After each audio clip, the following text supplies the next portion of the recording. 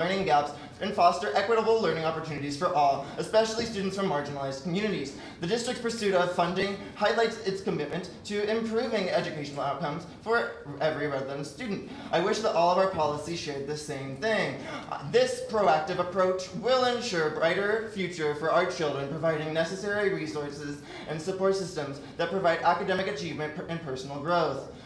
Thank you. C, as the board seeks to hinder literacy support for our older students, particularly those in AP classes, by limiting access to books, I am requesting further details regarding the agreement with I am particularly interested in understanding the specific reading strategies CORE will implement during teacher training. Further, what evidence supports the efficacy of CORE's methodology? What metrics will gauge the program's success at Laguna Elementary? An outline of how this initiative will either complement or contrast with our district's current reading support programs is also needed. Lastly, what factors led to CORE's selection as our service provider? Thank you. D, I am requesting further details, once again, regarding our alignment with CORE, this time at Victoria Elementary. So, as I was saying before, last factors led to CORE's selection as our service provider. Providing clarity on these points will enable the community to properly evaluate the investment's value and its alignment with the district's broader objectives for student achievement.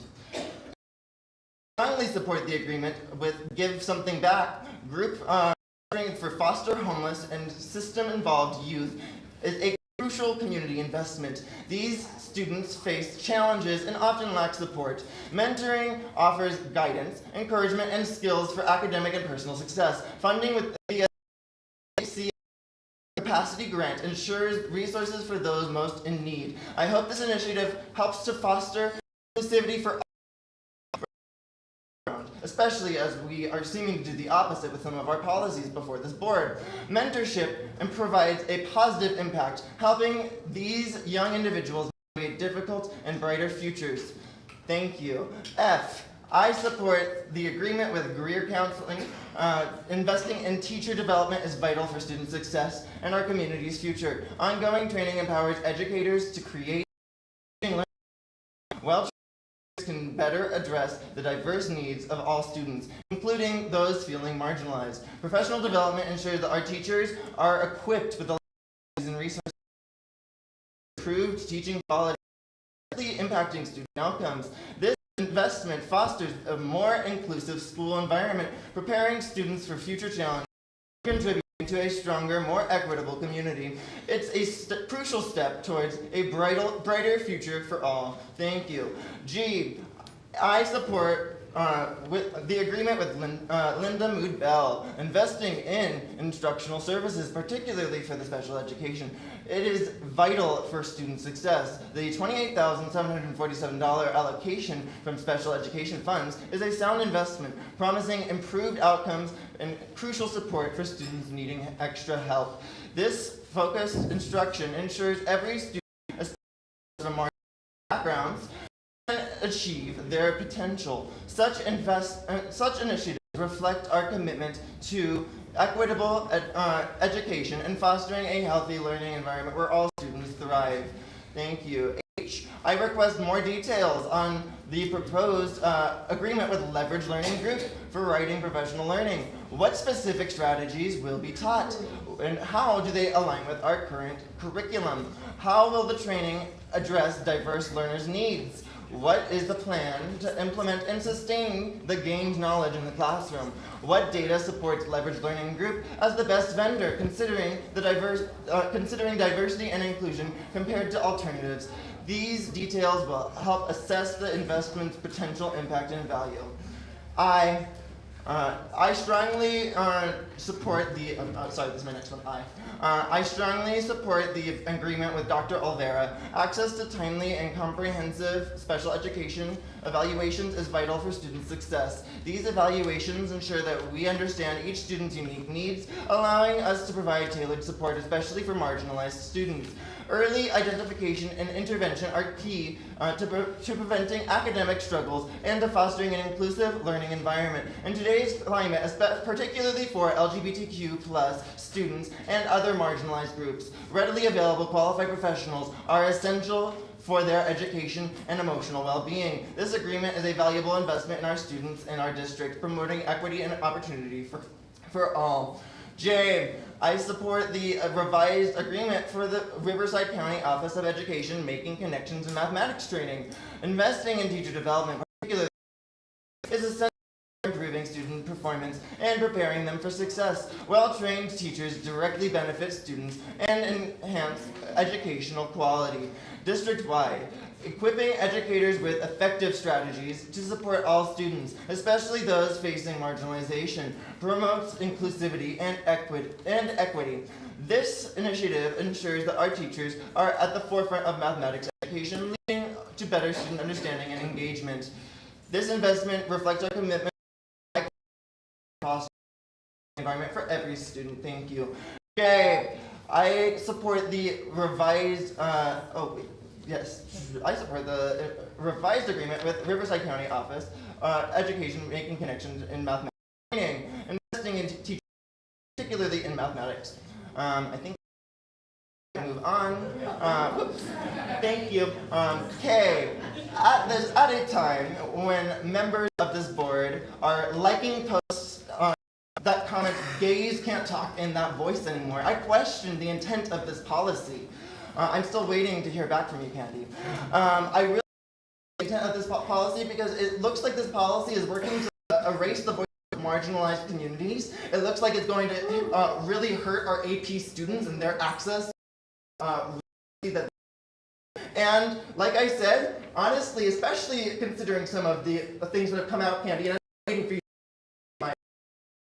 it really upsets me that we're working to erase the important voices that our students need to be able to read.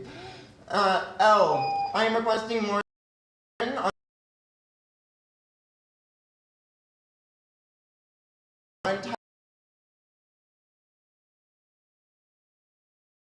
impact on the reporting process for both students and staff. What specific procedural changes are being implemented and what is the reasoning behind them? Furthermore, how will these changes guarantee equitable outcomes for all students, especially for those from vulnerable populations? Finally, will comprehensive training be provided to all students and staff to ensure that they understand revised procedures, and what key areas will training address?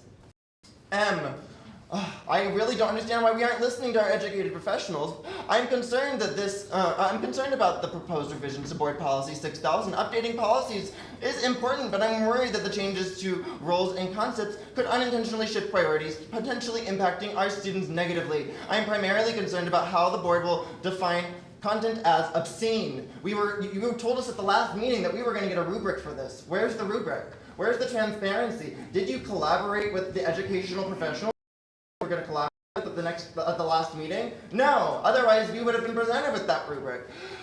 So I really would love for you as a board to define what obscene means, because that's just opening the doorway to ban whatever you want, regardless of literary merit. All right, 13A, I support resolution number 4, 2025 to 2026, which concerns the Grove School's request to update admissions policies. I really think that Grove is just such a wonderful school. I love the environment that they've been able to foster for our students. And actually, it kind of breaks my heart that the charter school is the school that I keep hearing recognized as the most inclusive and welcoming environment. We shouldn't have to go to a charter school to feel that in Redlands Unified School District. I'm once again grateful that we're going to be approving their contract, but we shouldn't be having to go to charter schools, excuse me, I'm speaking. We shouldn't be having to go to charter schools when we should be able to provide that right within our school district. It's really embarrassing that that's the school that everyone is saying is the safe school, honestly. All right, speaking on E. Why is it that we feel that we need to seek out volunteers for the paid work of what should be para-educators? Is it because our new policies are scaring away qualified educators from our school district? We should have no problem attracting qualified talent if we have a district that lives up to its mission statement and a district that pays competitively. Competitive pay will be difficult though if we're spending all of our money on litigation. Like I said, If we paid competitively, we wouldn't be having to rely on so many volunteers to do all the work that honestly should be paraeducators. Why are we taking away from our staffing pool? And also, why can't we hire for paraeducators if we aren't filling those vacant positions? We should be looking at that. And then same thing for F. I really just don't know why we need volunteers to fill in all of this work when we should be able to hire qualified professionals. And I respect and love our volunteers, but volunteer work should not be mandatory in the operation of our school. Volunteer work should be something that is done for extracurricular activities, for helping teachers do papers, not for doing the responsibilities of what should be a paid paraeducator. Only paraeducators have the background, what the knowledge required, the training required to do the work that we are asking them to do. The fact that we have to rely on the public for volunteers for these jobs is honestly embarrassing, and it says a lot about our district, its policies, and why it can't attract a qualified pool of candidates. All right, thank you.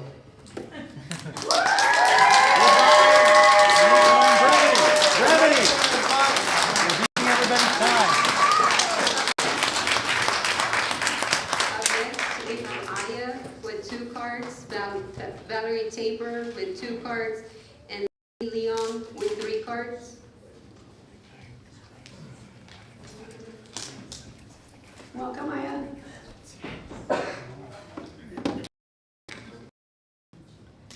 So, I have to ask, as for 6,000, is there a reason why this change exists, aside from the fact that you 3 are just being douches? None of you actually even have a meaningful argument here. There's nothing you've branded here that to queer people that can't also be applied to cis and straight people. If me being trans is something that shatters your worldview, then it's about damn time you get out of La La Land and look at the people around you. None of this helps anyone. Most of all, none of this is democratic. None of us here who are actually affected by this asked for this. We, queer youth, know more than anyone else what our needs are, and these policies do nothing to address that. Instead, we just want you gone.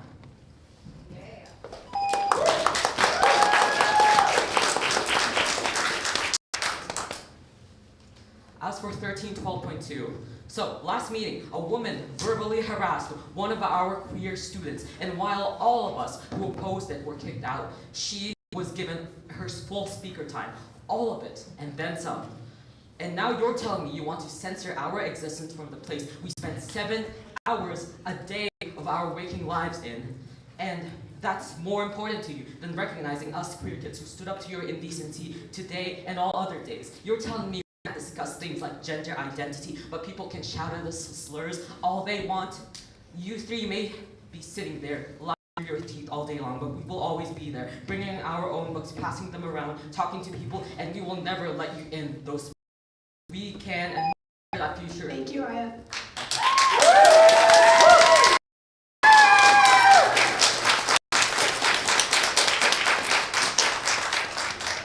Welcome back. Thank you. I'm a parent and a resident. Because you wanted to know why it was relevant and why it was on topic. Your AB 1312.2 makes censorship of books easy. And you have a sitting board member who likes content like this that informs her policy decisions. And so I don't know how you can allow her to policy and expect there not to be litigation about this, because the intent is here. Yeah. So if you cannot pass this without relying on Olson's vote, if you can't get Holohan or Ayala Quintero to vote on this policy and say it is worth putting on the agenda, I don't know how you can say that this is okay. Thank you, Valerie.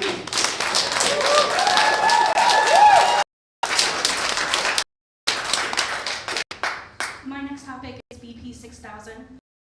I am concerned that the language included in this change will make it easier to sanitize and censor our sex ed curriculum.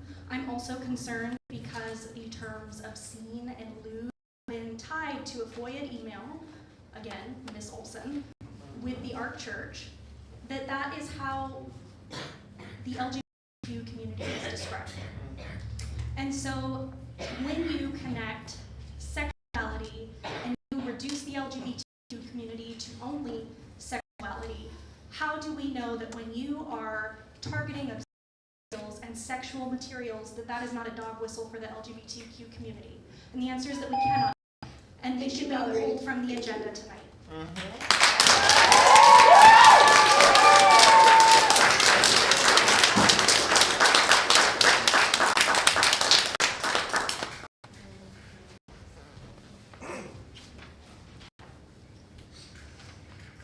Welcome, ladies.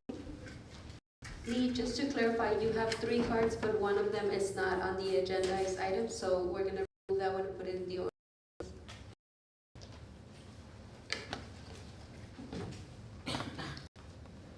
With 12 credit M, telling not only us, but the parents in this room and the people in this room that they are incapable of understanding and knowing what is best for their own children.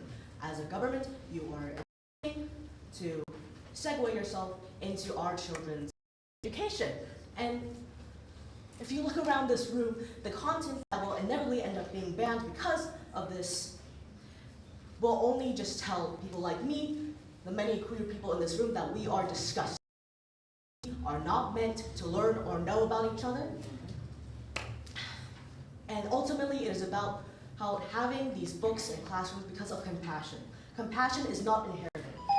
Compassion, and caring for each other is and always must be learned. How do we learn from those around us? We learn it from books. It starts in our classrooms with books. I'm sorry, are you on your next Yes. card?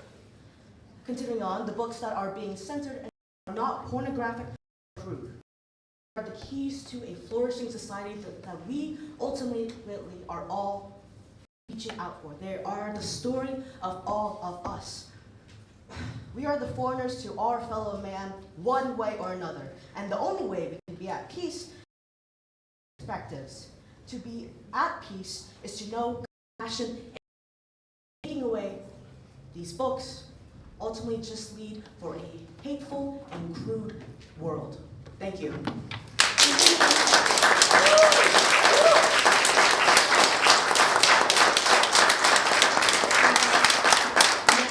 Michael Paisner with 2 cards, Cindy Alvarez Nordstrom with 2 cards, and Heather King with 1 card.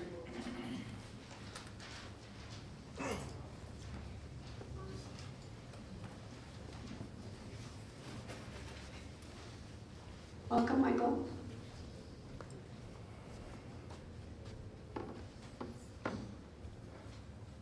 Thank you. Michael Paisner, top 5 reasons to not pass the book banning policy. Number 5, use a different number of criteria for the different processes, but the total scale is the same for both. The math ain't math in here. Number 4, you did not consult with your own subject matter experts, the librarians. Number 3, every time an ARC church member speaks, they demonstrate their true motivation to prevent normalizing the LGBTQ community. That violates California law. Number 2, you are enabling Nazi sympathizers to be arbitrators of community standards. And number 1, our reserves are shrinking by 20 million per year, and you are directing the superintendent to host a book club of erotic books. This is not what the superintendent should be doing with his time.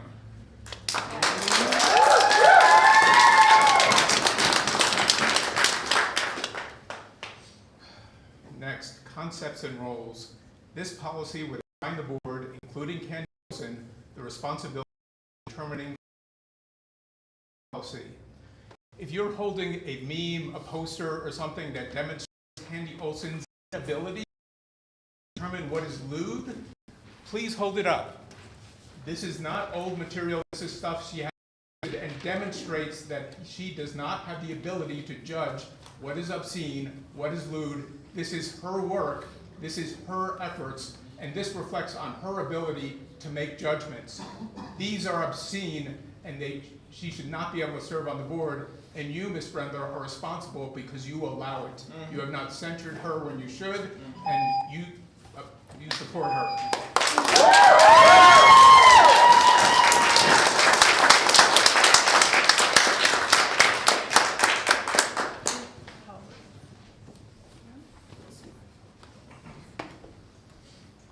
Welcome, Cindy.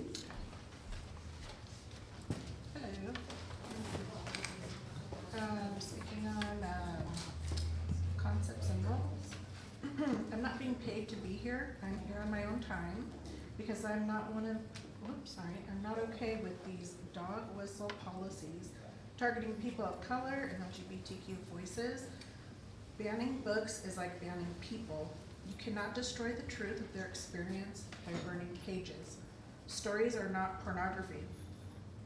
This policy wants to establish a governing order over sexuality to enforce sexual and social norms. It's fairly obvious Candy and Jeanette got on this school board to promote their political agenda, not because you actually care about students having a rich learning experience, putting them in a position to compete on a world stage.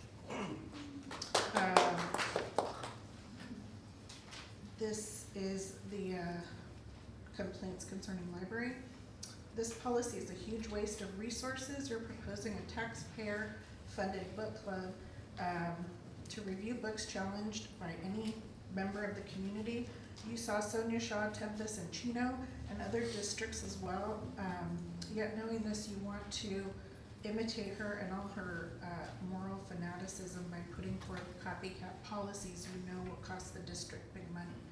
And who pays for this? Your neighbors. You think you have the support of the community on this because they voted for you? Did you tell them how it turned out for Chino? I thought you MAGA board members were all about parent rights. Where are parents' rights when you allow anyone in the community to challenge a book and remove access to it for all students?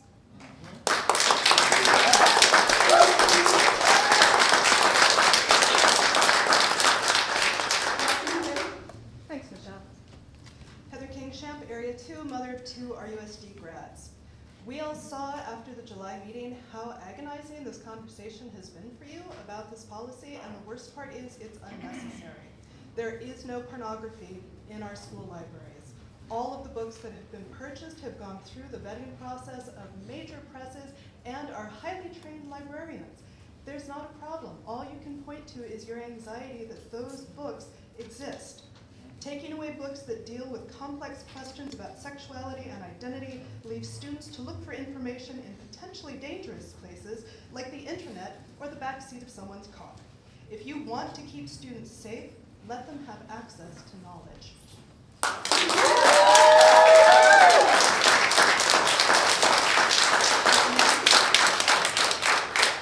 We have Robert Bourne, Philip David, and Corinne Garcia.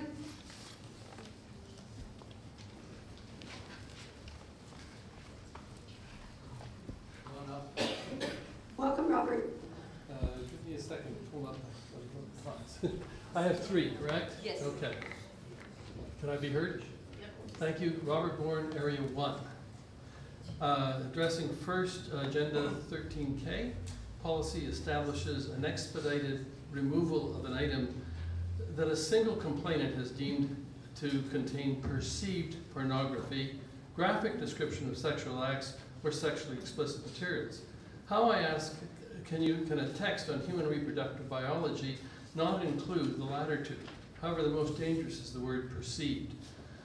The policy describes perceived as, quote, what is interpreted, seen, or believed by someone, even if it is not universally agreed upon. This means the complaint is based on the complainant's interpretation of the content. This imposes one individual's, thank you, we'll move on. Item 12L, I approve the revision that is essentially administrative, but it reminds the settlement of the state of California that the district will refrain from breaking any law. I submit that adopting and implementing 12K and 12L do in fact break California law and therefore will nullify whatever agreement we had with the state previously. Moving back, this imposes one individual's morality and religious beliefs on entire student population. In apartheid South Africa or Jim Crow South, it could be perceived as pornographic for a black person to be seen holding hands or hugging a white person. If this is enacted, will someone perceive a pornographic description of 2 boys or 2 girls? I'll come back to that again. Item 12N. The revisions to this policy include the words, shall not include pornography, erotica, graphic description. I again ask, how can we teach human reproductive biology without graphic descriptions or even what might be perceived as pornography? When, as a family doctor, I was asked to conduct a session on prevention of sexually transmitted disease for my church's youth group, we practiced putting condoms on a banana. How would this go down with the thought police who are setting policies for our students? This is a bad policy and likely illegal and will cost RUSD large amounts in the future.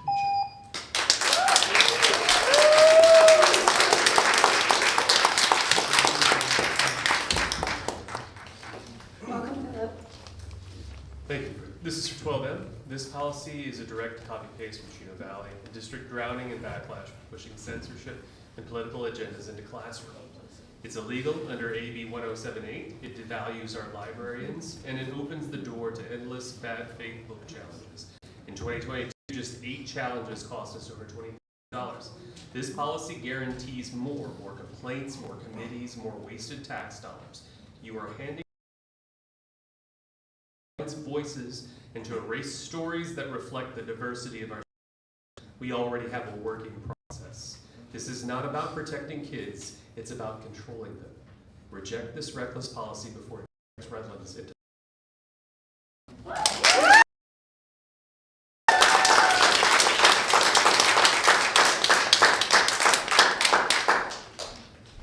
Welcome, Corinne. Thank you. Area 4, the revised AR 13-12.2. First, it claims to protect parental rights. Even challenge the books affecting all families. Second, Section 2 allows immediate removal of books based on sexual content without any review. That's censorship driven by personal bias.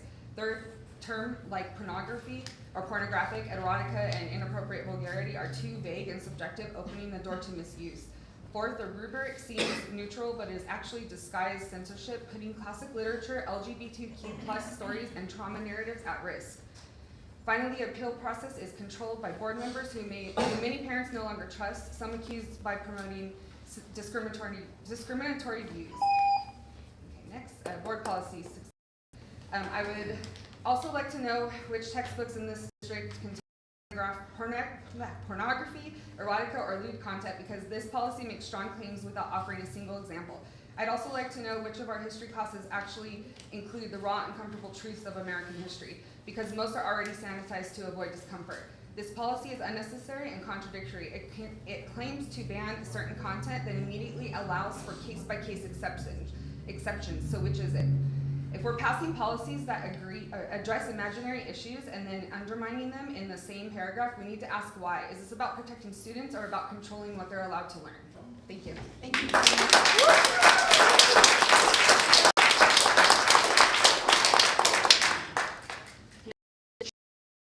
Welcome for now, 2 cards, and Jeff Pogge.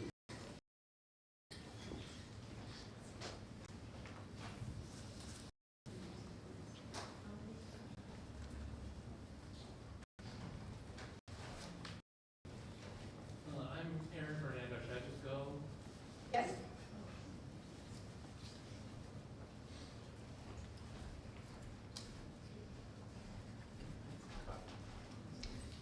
Welcome. Thank you. Here today, so I think I'll reiterate what I said last time. Last time I quoted Ezekiel 23:20. So there she lusted after her lovers, whose genitals were like those of donkeys and whose emission was like that of horses. And I pointed out this wasn't really meant as a gotcha, like, oh, we're going to ban the Bible. It was that there can be context to stuff that on the surface sounds pornographic, but it really is trying to make a point, and if that point is not to arouse, I mean, some people, I'm sure Candy spends all her time getting aroused by this. But the system as it currently exists leaves the decision up to experts, librarians, to listen to them, or are you going to listen to random unread books since high school? All right,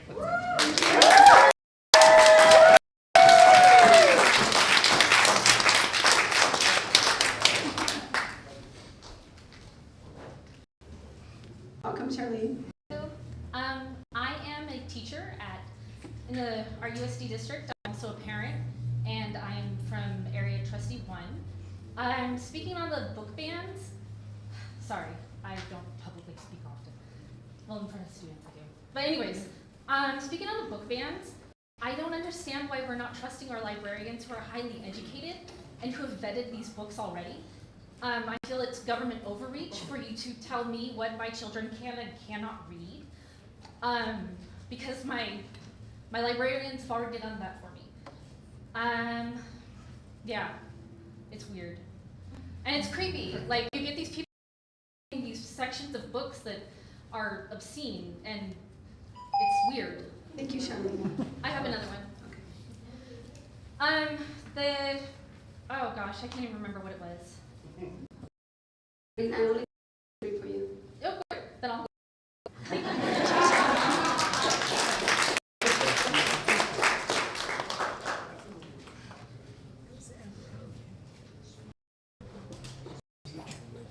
Welcome, Jeff.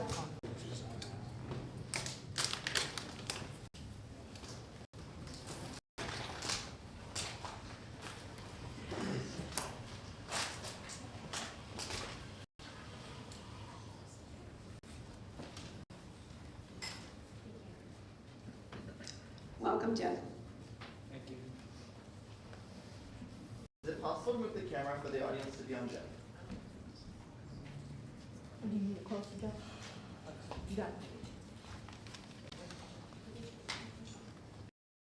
Thank the board and all the staff who came tonight. This is Jeff Bogey, Area 2, regarding library materials. I ask the board to focus. Stop this absurd, pointless revision. Our USD reserves just shrank $20 million. You have nothing better to do than revise an entirely functional, pre-existing policy.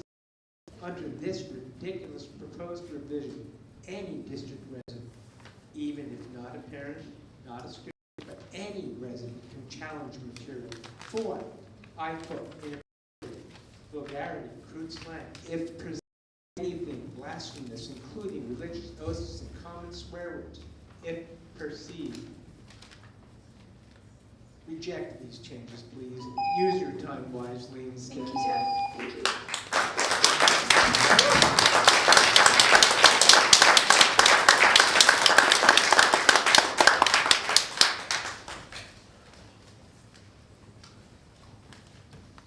Up next, we have Antonio Endicott, Steve Becker with 3 cards, Charlene Williams.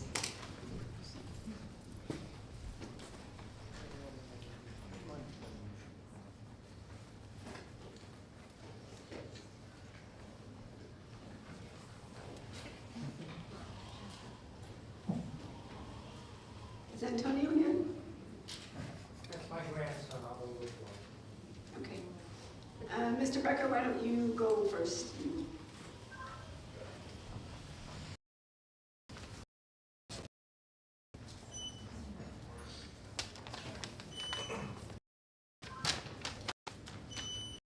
Stephen Becker, Area 1. Obscenity may be difficult to define, but here it is, Ms. Olson. This is obscene.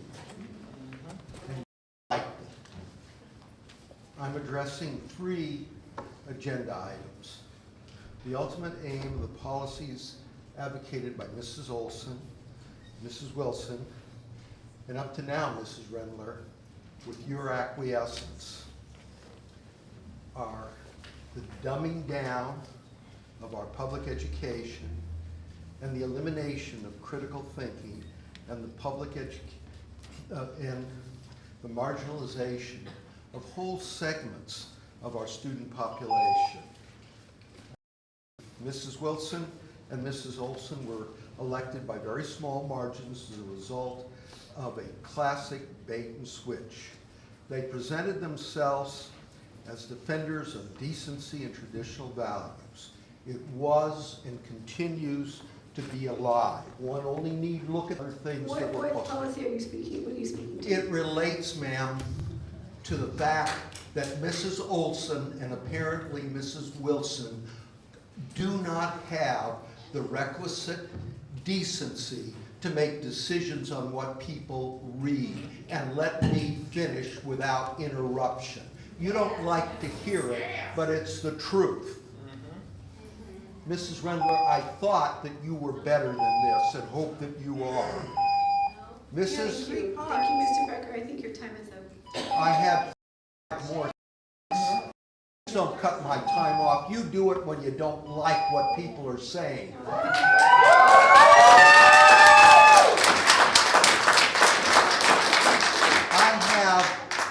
I have very few more seconds, but I want to finish what I have to say. Mrs. Olson's social media presence has now exposed her for what she is. She is a homophobe, a racist, and a gross anti-Semite, and a just material.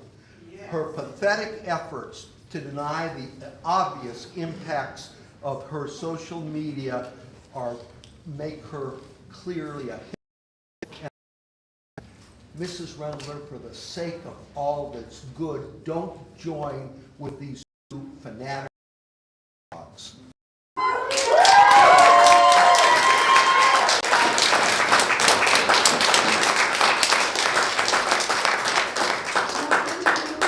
Hello, sorry for being a bit late.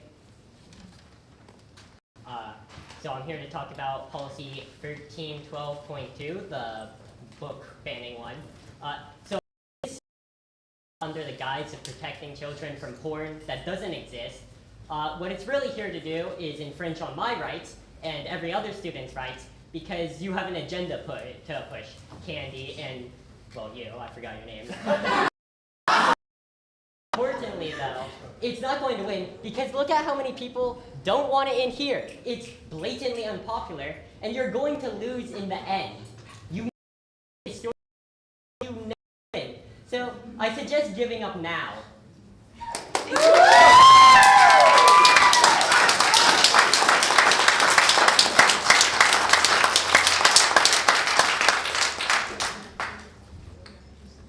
Charlene Williams.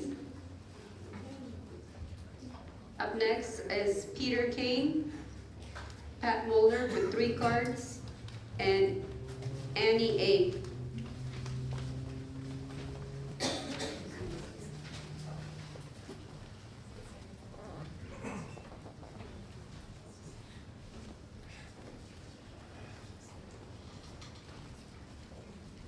Welcome, Peter.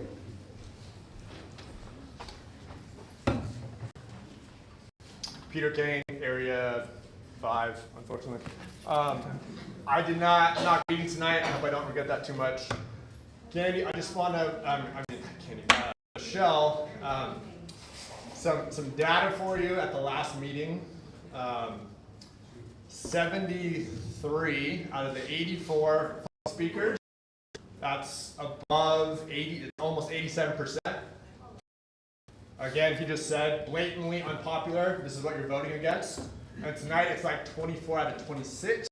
So I don't know if it's, you're oblivious or pessimist, like maybe she's just naive, but it's just, you're just complicit. And please come to my open house night, but just you two. Thanks.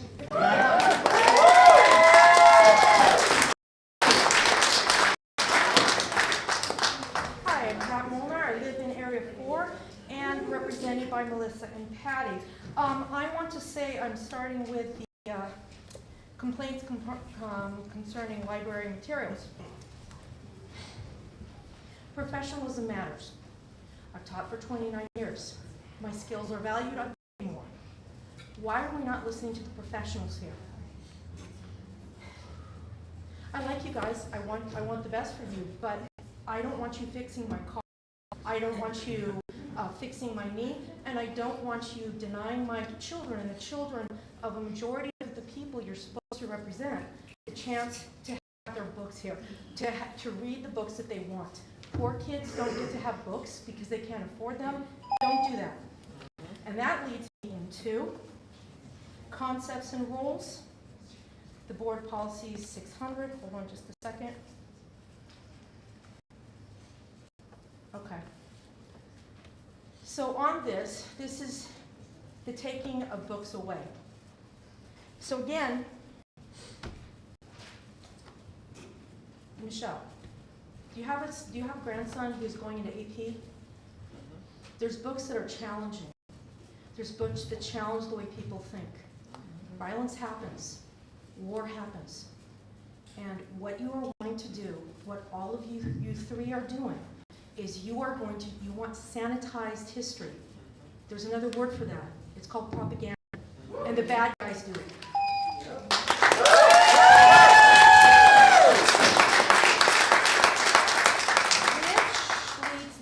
Hold on just a second, please. Don't start my time. Which leads me back to business service consent item about the legal services. Okay. So the board wants to be in charge of legal services to support them against the shenanigans that are happening here. You guys are kidding yourselves. History will not be kind. What you're trying to do here is denying. This is your community. You've heard them again and again. Michelle, I've stood by you, haven't I? I've had discussions with you. The balance of cards was not balanced. You told me it was. You told me there's a plan in place. But if my kid was scared, if they don't have books that represent them, if they do not have people to represent them, there will be lawsuits. You guys will go down, resign.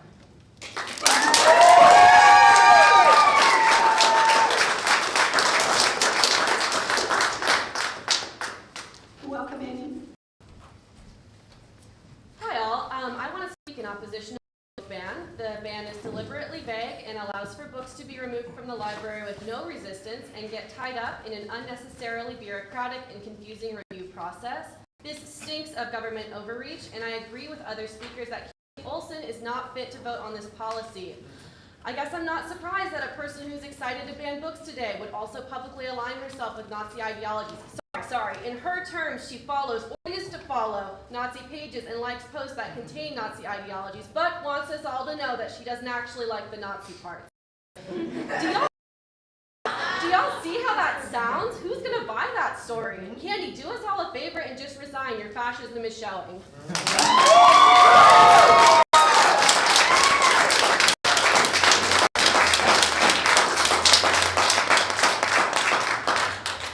Next, Abigail J.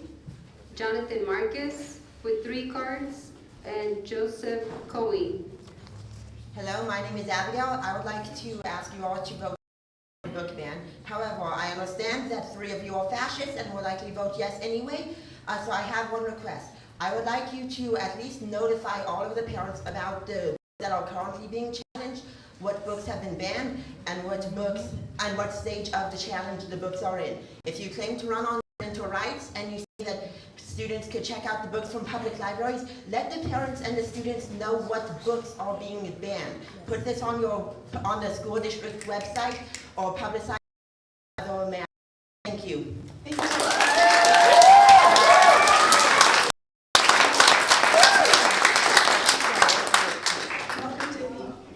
Hello. Thank you. My name is JB. I'm with Area 1. I'm not blaming librarians. The Bible does not graphically describe sex acts. Also, sex crimes are prosecuted in the Bible, a stark contrast from the 9 pornographic books in your district. We're challenging. DEI is dead. First, because of executive order, but second, because of this country was founded on including all. E pluribus unum, from many comes one, with liberty and justice for all. Do they get to just make comments like that? I was trying to let you talk instead of interrupting you. Okay. Please refrain from making Please comments. refrain. when That's you guys. When somebody's speaking, thank you. JB.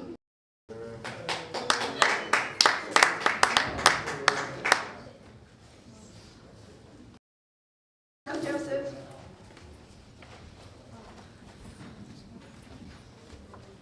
My name is Joseph Koenig, represent Area 2. My grandsons attend schools here in the district. I just wanted to talk about the policy change. That looks like a way to beat the book ban thing, to sneak through the back door. I read about some of the justification for it, and one of the things is that It's a study that was a bunch of people gathered a bunch of material together and wrote a paper on it. That's what as the way that they're going to mandate who reads what. Are you kidding me? Unbelievable. Thank you, Joseph.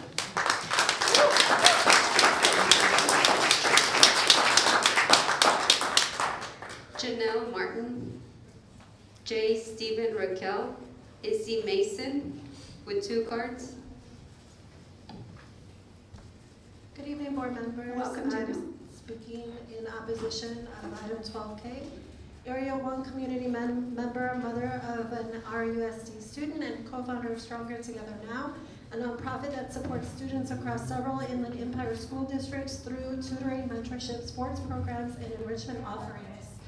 Policies that restrict media materials, particularly those that represent cultural identity, LGBTQ+, pride, or support for historically marginalized communities are not about neutrality, they are about silencing students. These actions do not protect children, they AB 1078, and we have seen how the legal ramifications of such policies impact Chino Hills District. What message are we sending on book bans and restrictions when this district has yet to take meaningful action for more pressing issues like student safety, mental health, and the reports of sexual misconduct that continue to be swept under the rug or settled quietly out of court? This misalignment of priorities is unacceptable, and our neighboring districts are watching this all unfold. They know that Candy is being protected. Sit down.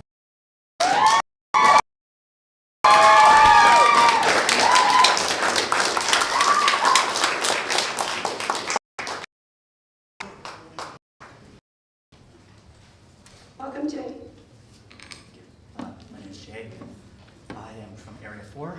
I'm recently moved here in February, and I was very disappointed to come and find that this local school district was pushing these very bigoted policies as far as the book bans are concerned. And I'd also like to call attention for everybody in this room to pay attention to the mission statement up there, where there are words, for example, unifying agent of several unique communities rich in local history, culture, and tradition, is committed to preparing students to become productive participants in a diverse, multicultural, democratic society, which also was adopted in 1991. And I would imagine that folks in here who claim to oppose DEI, for example, would oppose a statement like that. However, again, it has been here longer than many of us have ever even been here in this county. Thank you.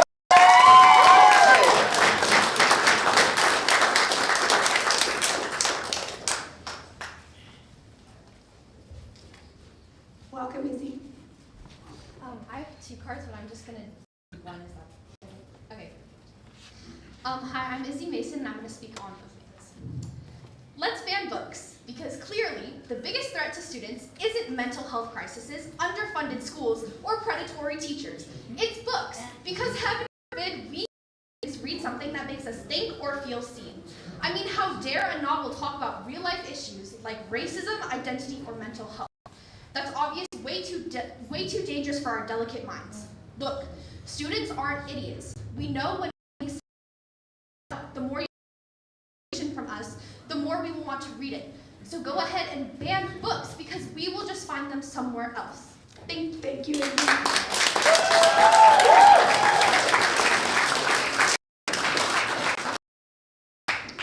Next is Angie De La Rosa, Chris Caltis, and Brian Kuntz.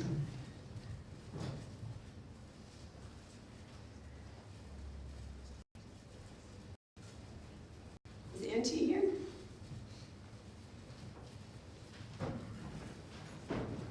Chris, you can go ahead first.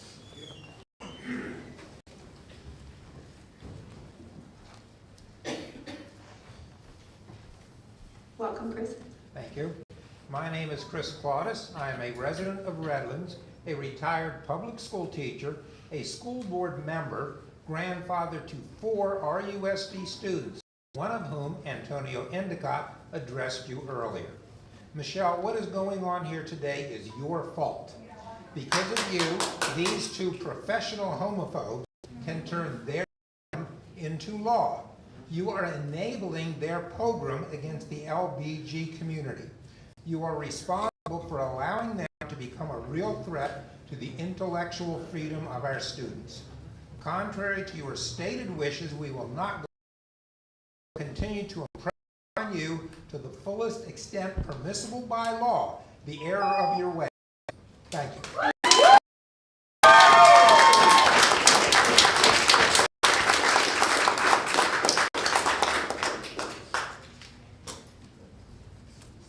Just to confirm before you start my time, I have 3 cards. Welcome, Brian. There's 3 cards, but there's one, you put 10A. Yes. That is the public hearing? Okay, I guess I'll skip that then. Okay. I am wholeheartedly for banning pervasive pornography in schools. However, what this board is seeking to ban is not Playboy, which is any library, by the way, but books containing things and ideas that this board just simply does not agree with. I would also like to add that high schoolers don't need censorship from sex, when between 30 and 50% of high schoolers have had sex. You talk about sex and pornography in books as being a problem, when there is not a single on any RUSD campus who is using these so-called pornographic works as pornography. This board only wants to censor ideas they disagree with and is if this board cares about students, it would realize that suicide rates among queer and trans youth are up to 100% in school districts that are unaccepting.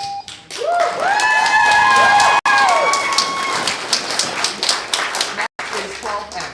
This board claims that they obscene material in schools, yet has no way of defining said obscene material, despite repeated public calls for it. Not to mention the fact that Candy Olson, one of the members on this board, has liked, reposted, and shared posts containing obscene language and imagery. Furthermore, in my 11 years in this district, I have never once seen obscene or explicit materials displayed in school libraries, classrooms, or classroom materials. The purpose of this is not to get rid of any obscene material, because this obscene material exists. This board is made up of problems in order to curtail speech that they disagree with. For a side that cares so much about the First Amendment, there is an awfully apparent lack of regard for it. Instead of making problems that simply don't exist, how about we address these problems that are already in this district? For God's sake, address the fact that the RUSD has the 3rd worst district for sexually assault in this country.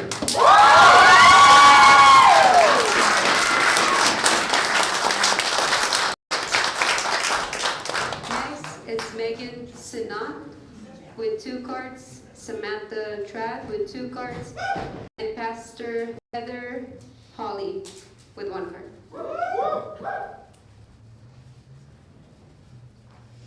Welcome, Megan. Hi, my name is Megan Sinnott, and I live in Area 1. I am the mother of a senior in the district. The first thing I'd like to talk about is the revision of administrative regulations, aka the book ban. This is a copy and paste of costly Chino Valley policy. This takes decisions out of the hands of librarians. This will be incredibly costly. And I don't trust a school board who claims they didn't realize, where a member claims they were and white supremacist, white nationalist content to weigh in on the literary merit of poet laureates. People ban books and not movies because books have a way of introducing us to people and worlds beyond our own. People ban books to control thoughts. Smart people read. Read banned books. Concept and rules. There is no definition for obscenity, and this is up to the person. This would only further censorship and is too vague to proceed. Personally, I view transphobic, anti-Semitic, anti-black, xenophobic, blatantly racist posts shared by you, Candy, to be offensive and obscene. So why does somebody who, again, claims they didn't understand the obvious, because I've seen it, sharing to weigh in on what's obscene? I've seen more than what's up here. You are full of it, Candy. You are so full of it.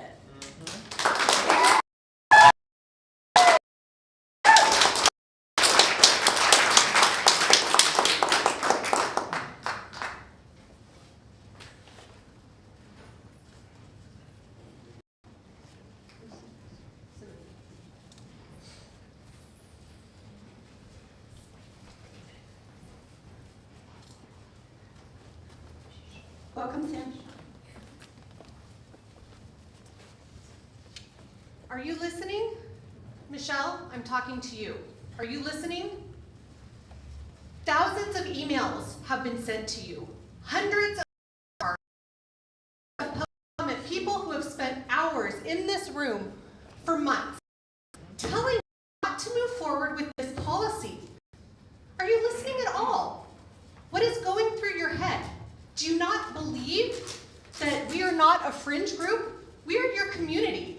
We are students, parents, teachers, and community members telling you, don't do this. It is going to cost our school millions of dollars. You already heard tonight that our reserves have shrunk by $20 million, which you're not even talking about.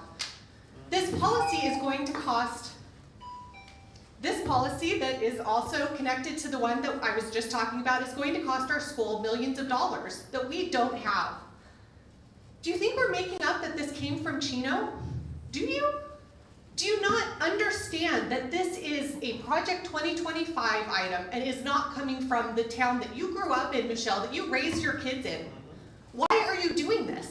There's nothing I say tonight that hasn't already been said much better than I could say it. Are you listening to your community?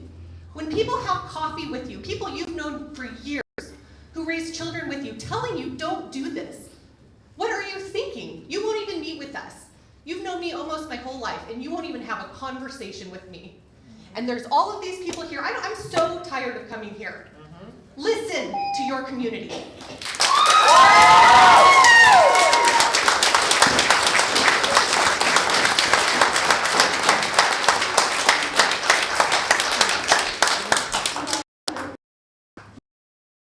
Assignment here, and I just want to say, Michelle, Candy, and Jeanette, I thank you so much for standing for what is right. I thank you for protecting the children in the city. I thank you in the heat, because that's where heroes are found, is in the heat of the battle. Don't grow weary in well-doing, for in due season you will reap if you do not faint. I thank God for what you're doing. I pray that every see the website that Candy shared on her campaign with the books of bleeding children. Thank you, Candy, for bringing it to our attention. Thank you for bringing it to our attention as a grandparent of 2 children in this school district. I appreciate what you're doing, and we for you. God bless you.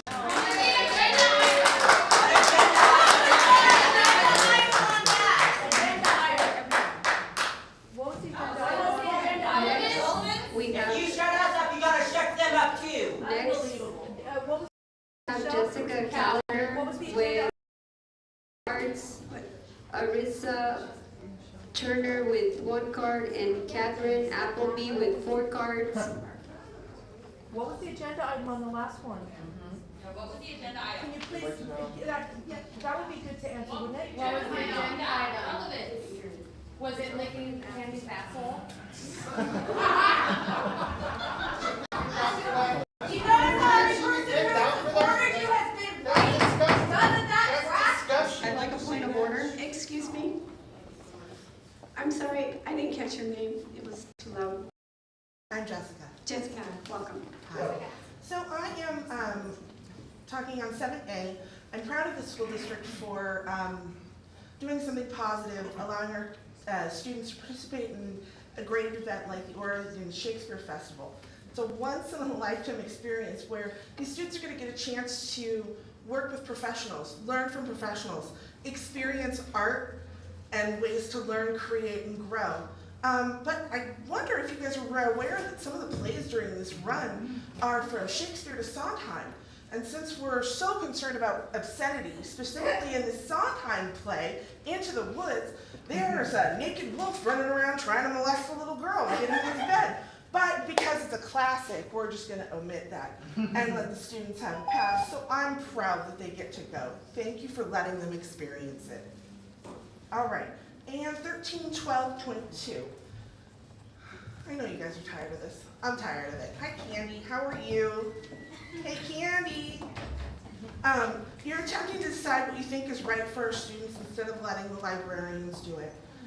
They've been educated to share their degrees and were given the ability to do so by the Commission on Teacher Credentialing, where they're allowed to select materials for school and school district libraries coordinate and supervise library programs at the school, the district, and the county level.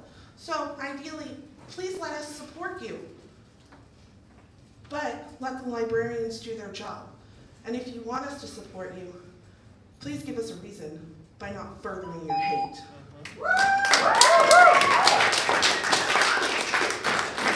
All right, last one, 6,000. So, 4, Brave New World, Hamlet.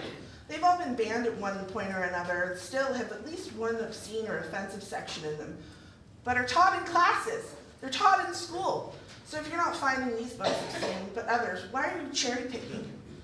Miller versus California said to be considered offensive, a publication must be taken as a whole and have no serious literary, artistic, or political or scientific value. So, why are you qualified to make these decisions? Did you go to school to be an educator or a librarian? No, right now I see 3 people who are in front of me who went to school for various things. A healthcare professional, a former PTA parent, and a licensed social worker. Thank you, Jessica. Thank you, and please, job.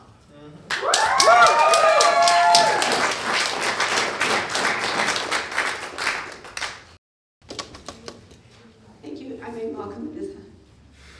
Hi, my name is Arissa Owen. I'm from Trustee Area 1. Before I start the clock, though, I would like to raise a point of order. That woman did not speak on an agenda item, and her comment should be taken out of public comment. Can I interrupt? Because I did make a point of order, and it was ignored. And I, you know what, I understand, and I apologize for interrupting right now, but I do have to address this, because all night long, we watch people speak out on topics that are not agenda items, and I understand that, you know, everybody's tensions are high, and whether, to me, it didn't make a difference, you know, I mean, because whether you say it now or you're gonna say it later on in public comment, that doesn't matter to me necessarily. But I watch time and time again as you gavel people and cut their time because they weren't speaking on agenda items, and the one person that comes up and applauds you, you didn't even mention it. It was not an agenda item, so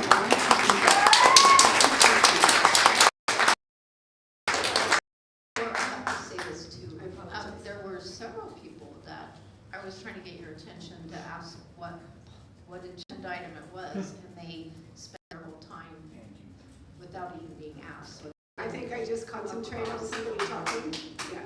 And that's what I was saying. I just, to your point, yes, I'm asking for consistency whether it is on either side of the aisle. So when you come up, if you could just say what policy, I know most of you have done that, but just say what policy or what item you're speaking to.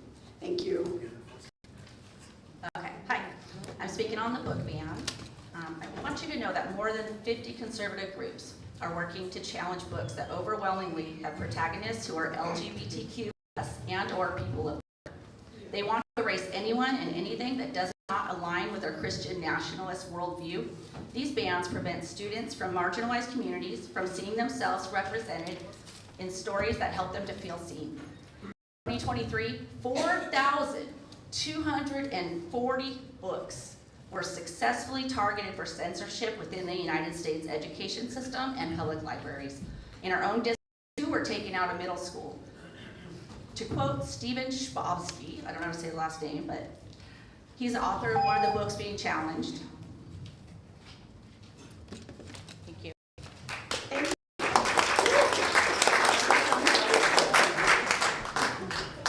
Welcome, Catherine. Agenda. Although the language of this agreement within Request Detection K9 states that the dogs are friendly, non-aggressive retrievers who will not sniff individuals under any circumstance, we do have children who are incredibly fearful of dogs. Fearful to the point of tears, panic attacks, and anxiety. What is the plan to care for these students? While the use of these canines will advance the district's desire to foster an atmosphere conducive to safety and education, children cannot learn in situations when they are fearful. Agenda item 11P. On June 24th, I asked President Rendler and board members Olson and Ayala Quintero to share what they had learned from the conferences they had attended. So far, nothing has been shared during the time for board comments. Transmittal number 26000056-0 includes funding the CSBA Coast to Coast Conference for Superintendent Cabral and Vice President Holohan. Mr. Cabral and Mrs. Holohan to share what they have Agenda item 12F. I am in strong support of the agreement with Greer Consulting because the data of RUSD, San Bernardino County, and the state of California shows that there are gaps in outcomes between African American students and their peers. Although this PD is funded by Educator Effectiveness Block grants and is limited because of that, and it's intended for school staff, I would like you to explore having board members attend this training, as some of the board members have demonstrated through their comments that they need the key content in sessions 1, 2, and 3. And finally, my last one, 12K and 12M. Thank you for taking the time to provide work to be done, as many have shared. First, the list in 12M does not match the list in 12K. Second, a rubric is only as good as the team using it, and teams use rubrics effectively when they have practiced norming with the rubrics. Will the reconsideration committee take time to do norming with the rubric? Finally, I am asking that it be required for the district review committee and the board to read the books before they provide their reports or make a decision.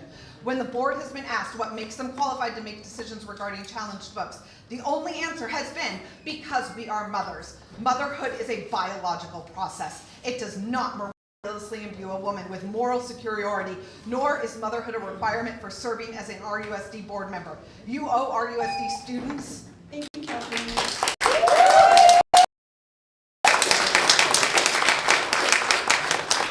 Next, we have Matt Appleby, Subhadra Manhula, and Peter Hall.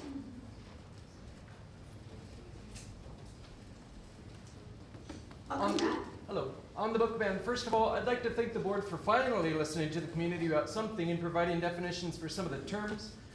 With that said, there's still some very concerning areas in this policy. In Section 2, Part 7, it mentions that if the complainant disagrees with the district review's decision, they can appeal to the board, and the board will determine whether the material is appropriate or not. But the only rationale we've been given for that is that they are mothers and grandmothers. That is not enough because those are not qualifications. They are biological designations and have nothing to do with your ability to evaluate materials. So I ask again, what relevant qualification do the board members have that would allow them to offer reliable evaluation of materials? Definition also have a concerning language. Thank you for that.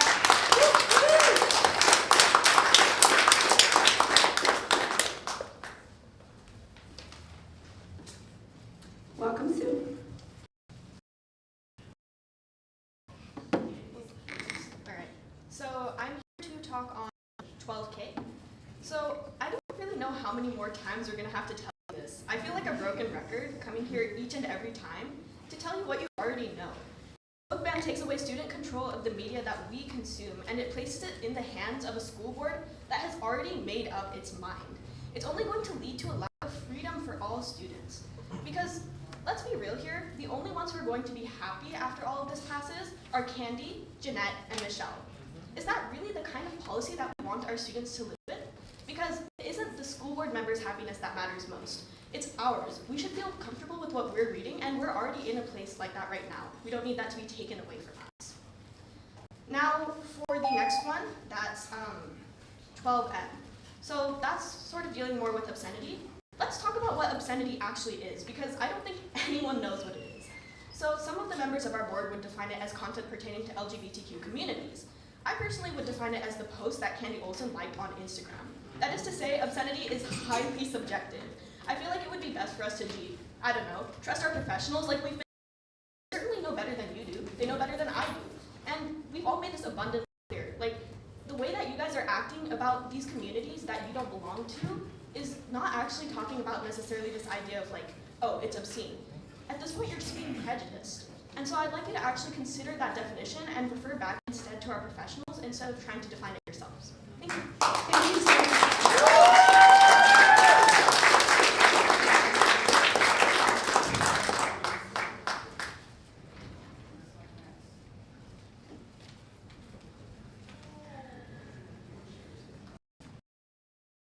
Welcome, Peter.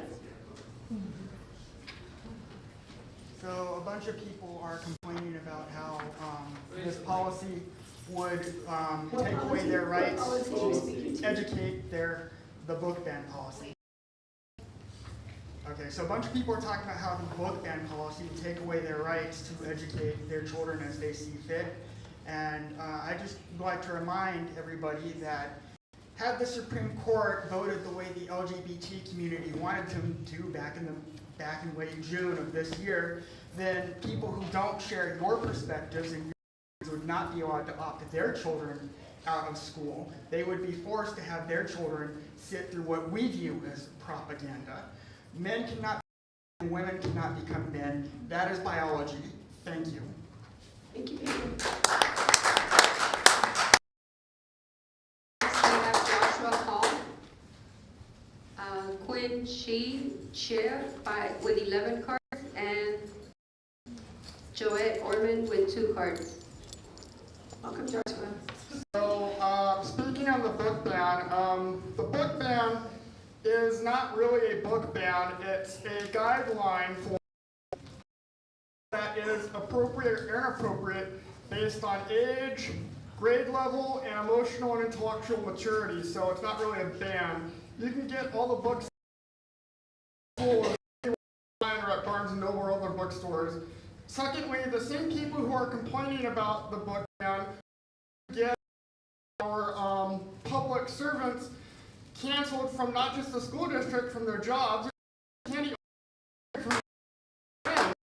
the book board because she liked a social media post. They want to send to social media that's the same as their book ban. Thank you, Joshua.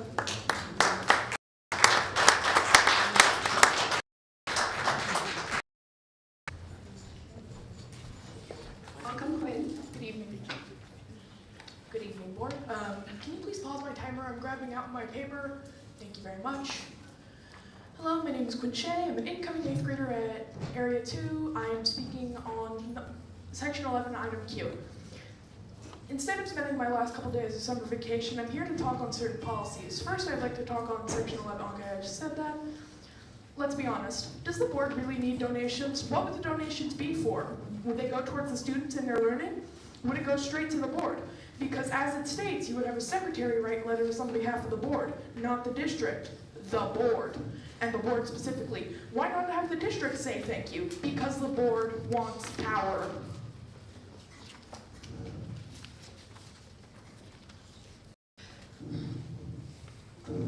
Sorry. Section 12, letter M. Now, something I noticed in the update of this policy is that it would make it easier to sanitize our curriculum, particularly our sexual education. Revision removed the word persuasive from the criteria and worryingly continues to include the language that the instructional material not include quote-unquote obscene material, which despite the definition included in AR 1312.2 is still extremely vague and easily weaponized against protected classes like the LGBTQ plus community. It's as clear as daylight that this policy is censorship.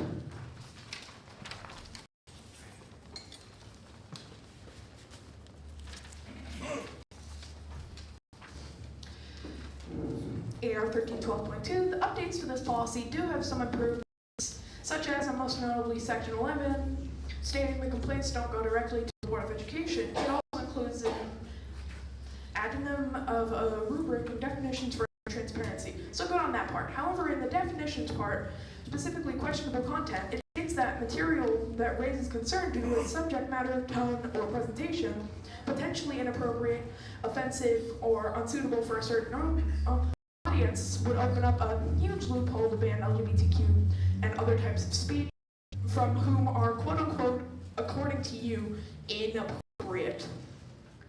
This would also allow loopholes to perpetually ban books. It wouldn't value the librarians, and it would also conflict with California law. Thank you. I still have more. Oh, you have another one? Section 11, Item A, approved the 7 members of the Citrus Valley High School Advanced Theater class traveled by bus, blah, blah, blah, blah, blah, blah.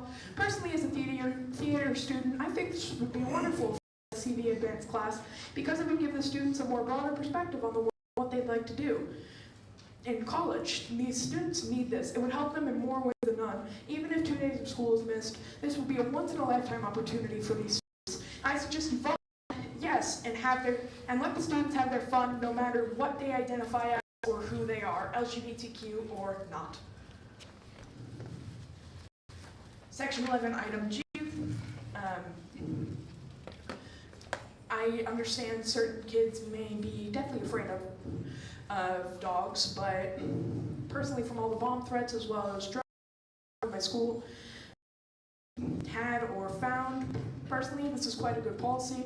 If accepted, the group Interquest Detection Canines would do searches for any types of bomb, gun, drug, etc. This would save a lot of lives of past. If anything were to happen at any of our schools, especially if there are randomized visits, this would help a lot. If you care about the students, no matter who they are, you would vote yes on this policy.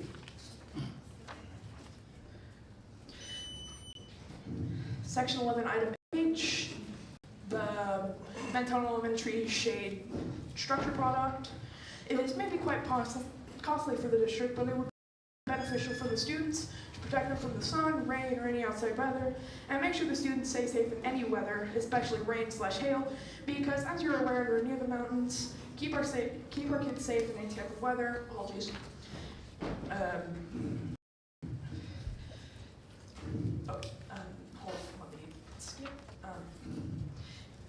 Section 11, item L, it's been determined that such piggybacking is in the best interest of the district to, This policy would give students better access to quality food when needed, provided by Gold Star at the district's so-called quote-unquote piggybacks on the San Jacinto Unified School District to help obtain food alongside them. Again, how do we know if they give the district the right amount of food? Because of how big the San Jacinto Unified School District can be. If passed, as I stated once before, the student would have better access to foods no matter who they are.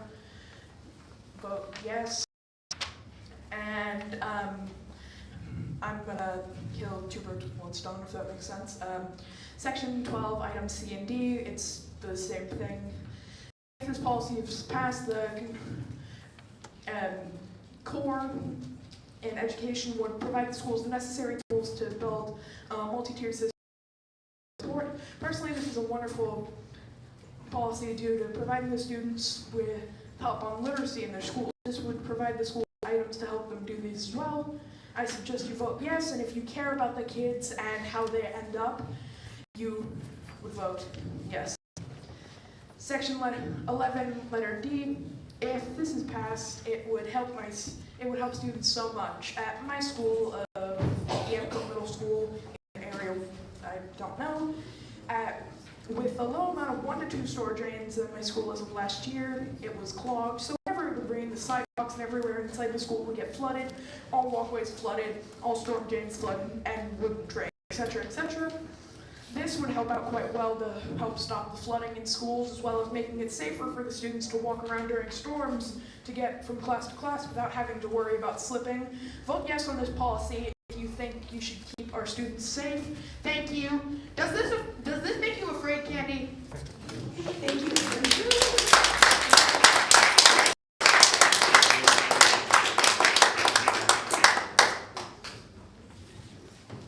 Go ahead.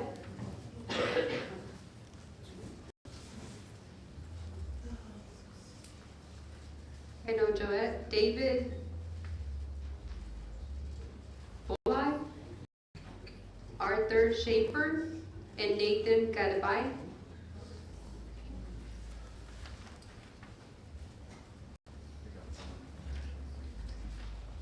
Welcome, David. Thank you. My name is David Bolog. Item 7A, overnight trips for Shakespeare's Festival. Well, this is a great opportunity for these students. We must remember what Education Code 221.5F says. A pupil shall be permitted to participate in sex-segregated school programs and use facility consistent with his or her choosing gender identity respective of the gender listed on the pupil's records or the reality of the student's sex. This means that a student who identifies as a male and decided to self-identify as a female would by law have to be able to use the facility consistent with his chosen gender identity at the moment. Since this is an overnight, this means that a boy who claims to be a girl would be able to use the female sleeping facility. I would encourage the board and staff to make sure that the parents guardian understand this law before signing permission slips so that daughters may not be in a place in a situation that they may not want to be in. Item 7K. This item is presenting a process that is very reasonable and fair. All parties, whether for or against the literature being removed, to be heard and viewpoints considered. Topics of sexuality have been shown to be harmful to young developing minds, and having this process to remove these items are in the best interest of the student. I support that members of this board are working towards affirming the fundamental rights of parents and guardians to direct the care and upbringing of their children. Item 7N, removing pornography, vulgarity, erotic, and obscene material, especially when it's meant to be instructional, will be best for the students. There is so much of that type of material available to children already. It is best to keep it out of schools, making Redlands schools an actual safe place for students. Test score shows that California students are not doing well. This move by the board to help improve basic knowledge skills for its students by removing these unnecessary and harmful distractions.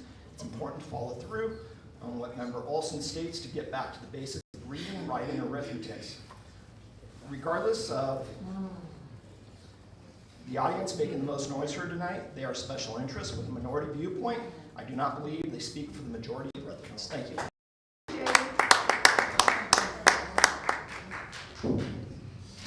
Welcome, Arthur. Hello. My name is Arthur Shopper. I'm the field director for Mass Resistance. We're an international pro-family organization. We've been fighting the LGBT agenda for over 30 years. We've had considerable success here in California and around the world. Finally, you allowed full public comment at the beginning. You should have done that sooner.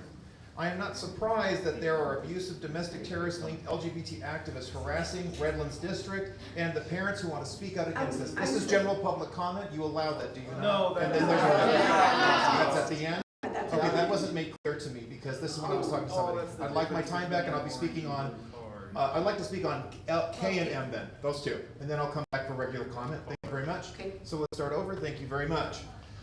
Okay, it's absolutely appropriate for a school district to prevent pornography and perversion from being pervasive. Having a policy is more than appropriate. Why is it that LGBT activists are so adamant about books like This Book is Gay and Genderqueer and other obscene materials being available for kids, and when they hear about pornography being removed, they go, LGBT is under attack. There's something wrong here. If your community depends on pornography or explicit images being portrayed to the public. Parents have a right and a need to be able to speak up and to defend their children from prurient and abusive materials. That is more than appropriate. I absolutely concur with the gentleman before you. The majority opinion is to protect kids. It is a minority view of people who are propped up with money. Now the other issue, if you have as a minority opinion, there's K and there was M. I request that.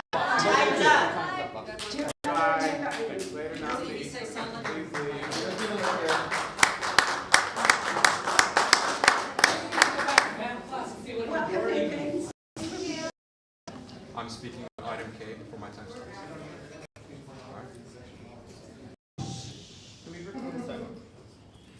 You ready? Children will only read what they gravitate towards to. That's if they read at all. But item K doesn't want kids to read.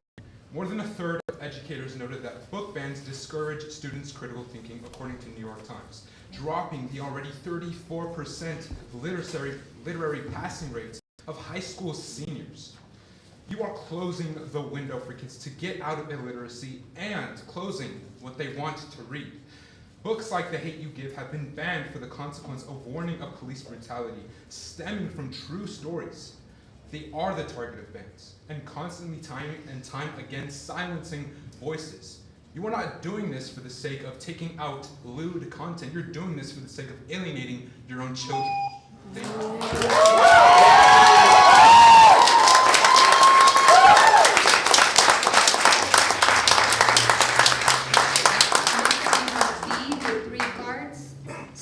Reading with 1 card, Daniel Dina, Maria and Edgar Alvarez.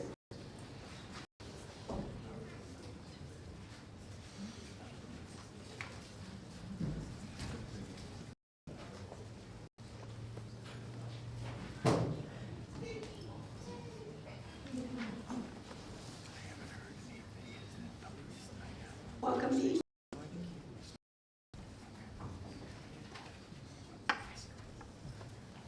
So I'm speaking on 15E and F first.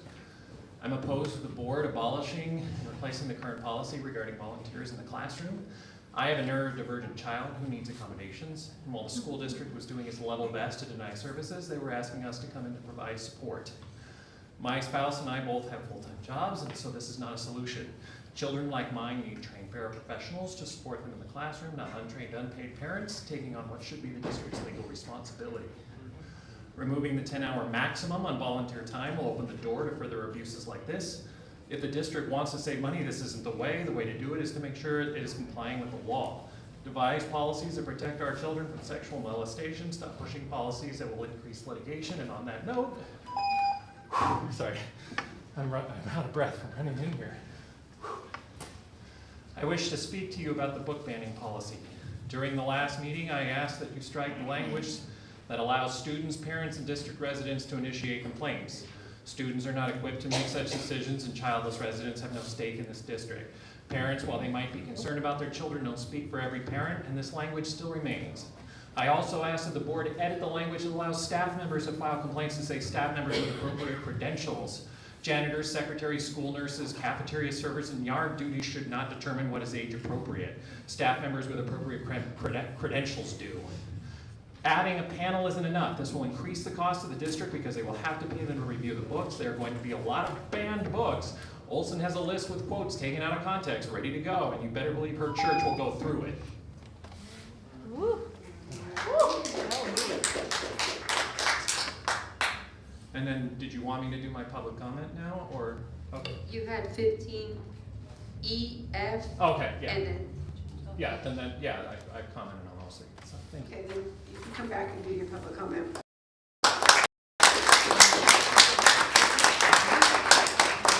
Welcome, Scott.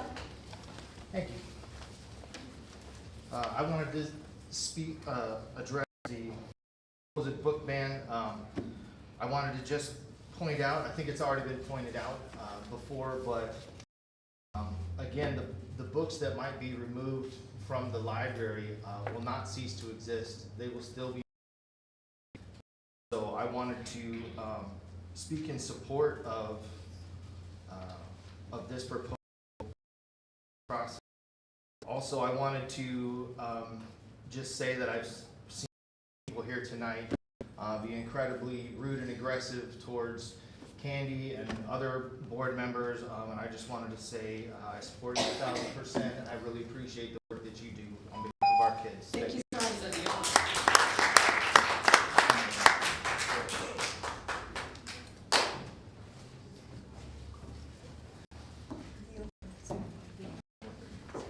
Welcome, Daniel.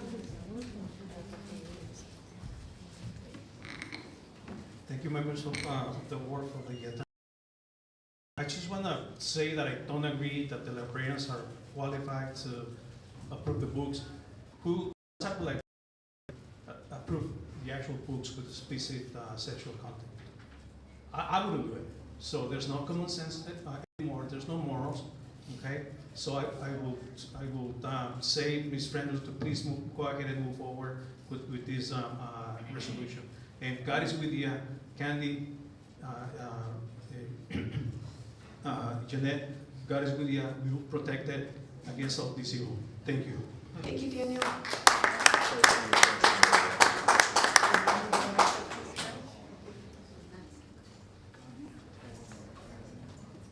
You, Edgar? Yes. Welcome, Edgar. Hi, I'm here to speak on 12K about the book ban, and I fully support the book ban, and I applaud you guys for standing strong against this. I know you guys are facing a lot of opposition, but it is a responsibility of the board to protect the innocent and protect the children from obscene material, and that's exactly what you guys are doing. If people want to go ahead and affirm this kind of behavior in their homes, that's fine, but not in a public setting. So I applaud you guys for doing that, and I want you to know that every single member that's up there is given that position by a holy and just God, and every single one of them will give an account to the decisions that you guys make. So I suggest that you guys think very well about that before you make your decisions. Thank you guys for standing strong.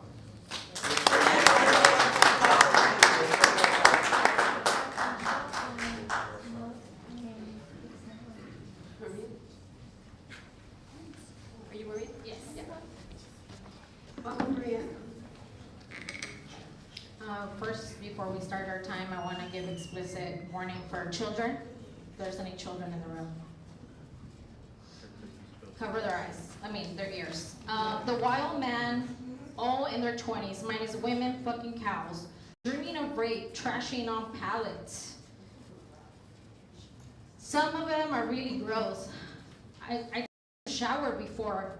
Something dirty up in me. Condoms? Yeah, we're supposed to tell them, but they pay a lot of extra money if they don't. This is the type of material that we want to remove from the libraries. There's two types of people here, groomers and people that actually want to protect kids.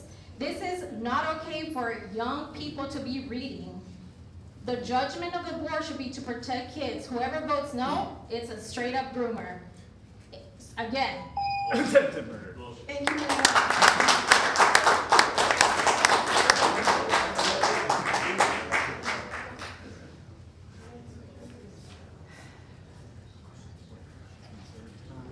That's it.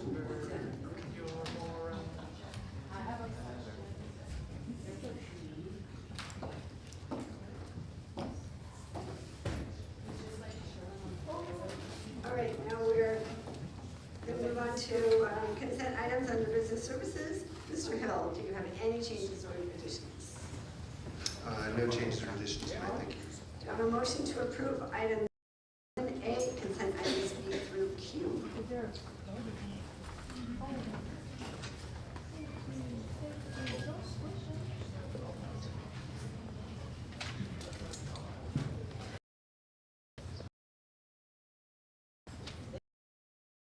Motion to approve items 11A, consent items B through Q. Second. Any discussion on these items? All right, we'll call for the vote. Board Member Ayala Quintero. Board Member Olson. Aye. President Redler. Aye. Vice President Holohan. Aye.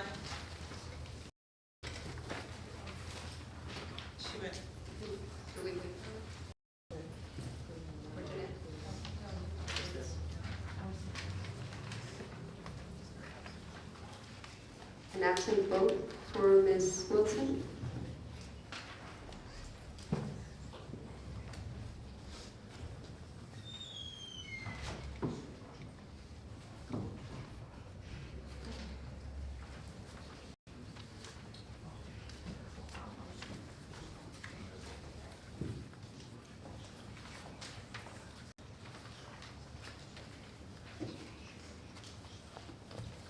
Board Member Wilson. You start over. Okay.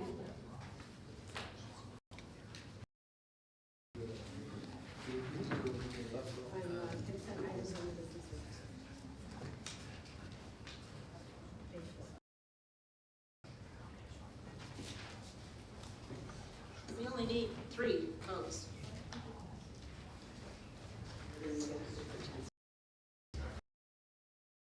All right, so we do that motion to approve item 11A, consent items B through Q. So moved.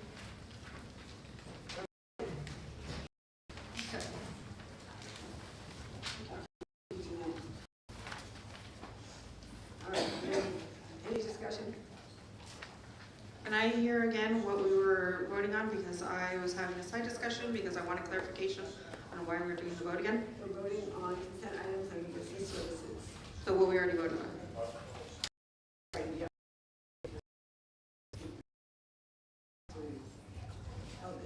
To wait for her. Yeah, to wait for her. Okay, I just wanted clarification, because we're setting a precedent here. Board Member Okay. Quintero. Board Member Olson. Aye. President Redler. Vice President Holohan. Aye. Clerk Wilson. Aye. Motion carried 5-0.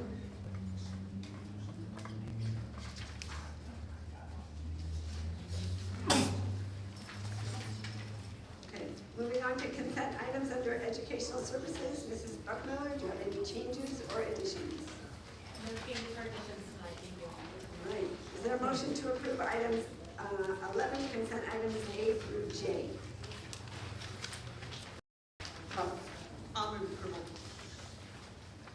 J. Yes, A through J. 12, it's 12A through J.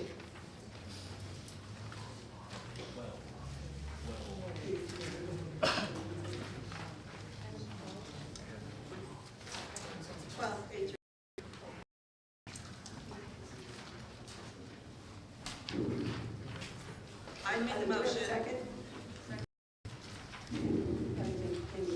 Any discussion? I wanted to just comment in agreement with a lot of the audience. I really hope we get to see some of these programs and see the data that will show the effectiveness. Yes.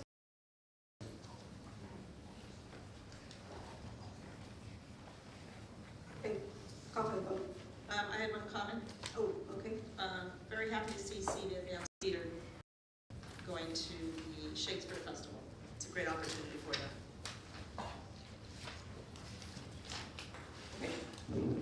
Board Member Ayala Quintero. Aye. Board Member Olson. Aye. President Rendler. Aye. Vice President. Clerk Wilson. Aye.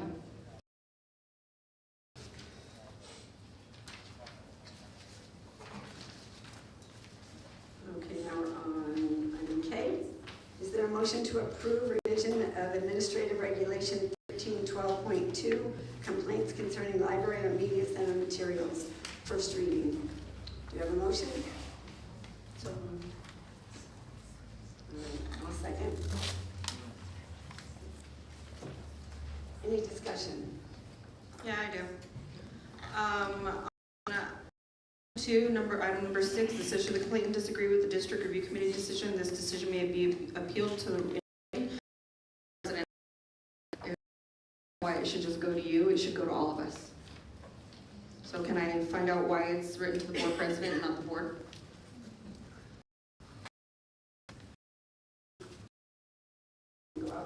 I don't trust anybody here to give me that information. You haven't called me not once since you've been board president. You called me a couple of days ago on an unrelated matter. You have not communicated with me on anything, so I do not trust the board president to communicate to the board. Okay, so to be clear on that, you said on the dais in that meeting, when we're off this dais, don't talk to me. No, I said if it doesn't relate to board matters. No, you said don't talk to me, that's what you said, so. You still called me, so you already. I would. So when it comes to board matters, you talk to me. So I don't know. So because I asked you not to talk to me outside of this, you feel like I don't need to be communicated to? I understand that. You asked me not to talk to you off of the dais. That's what. Outside of the board business, I figured that was common sense. So anyway. I'm still talking. Doesn't have anything to do with what we're doing. I'm asking for why it says board president when it should go to the board. It would come to the president and then go out to the board, be forwarded to the board. I think that's what the intent is. Okay, well then, I'm still not happy with it, but that's not even it. I just wanted to ask you, where is this, Melissa? Section 2, number 6. It says it can be appealed in writing to the board president. All I'm asking is that it go to the board. That's it. I don't know why it has to turn into anything else. But on to my second item. I'm not very happy. I understand how this rubric was created, and I completely agree that it's a starting point, but I don't see why this wasn't proposed to our librarians who quite literally pay to do this stuff. But I don't like some of the language in here, and one of them specifically is blasphemous. Why is blasphemous considered, what is it? Profanity.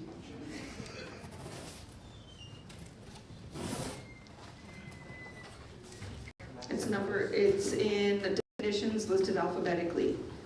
Erotica, graphic descriptions, or depictions of sexual acts, inappropriate vulgarity, obscene material, perceived pornography, profanity, questionable content, sexual acts, sexually explicit materials, sexual violence. I'm speaking on profanity.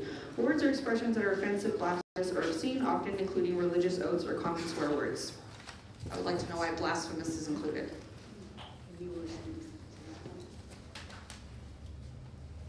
only, I guess, definition that I can think of is to use the word GD, which could be considered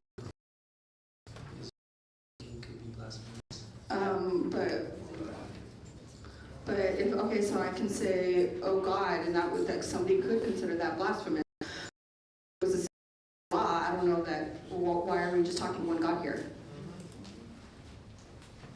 Because if I say, I'm going to consider blasphemous. You can respond, but I'm actually posing it too. The rubric. Well, that's why I'm just asking. One thing that I would just point out is that if the process is followed the way that it's described in this policy, then it wouldn't be one single person that would be using the rubric. It would be a committee of 5 that would be. And so, like if I think GD is one thing, then maybe somebody on another committee might think that Zeus or something might be blasphemy, or somebody might determine that the book isn't blasphemous at all. Trying to use a committee and trying to have a rubric and trying to have like a scoring system is to allow 5 individuals to separately grade, determine a score based off of what they believe to be blasphemous. Yeah, I don't agree that the word blasphemy should be in there. That is all I'm saying. Point that out so that as we have this discussion, everybody. Yeah, no, I absolutely get that. Were you thinking about having that rubric not be part of the policy so it can be a working document and be changed without having to bring it to the board each time? It's up to the board. What was the direction given was that we need to come up with a rubric and a scoring system.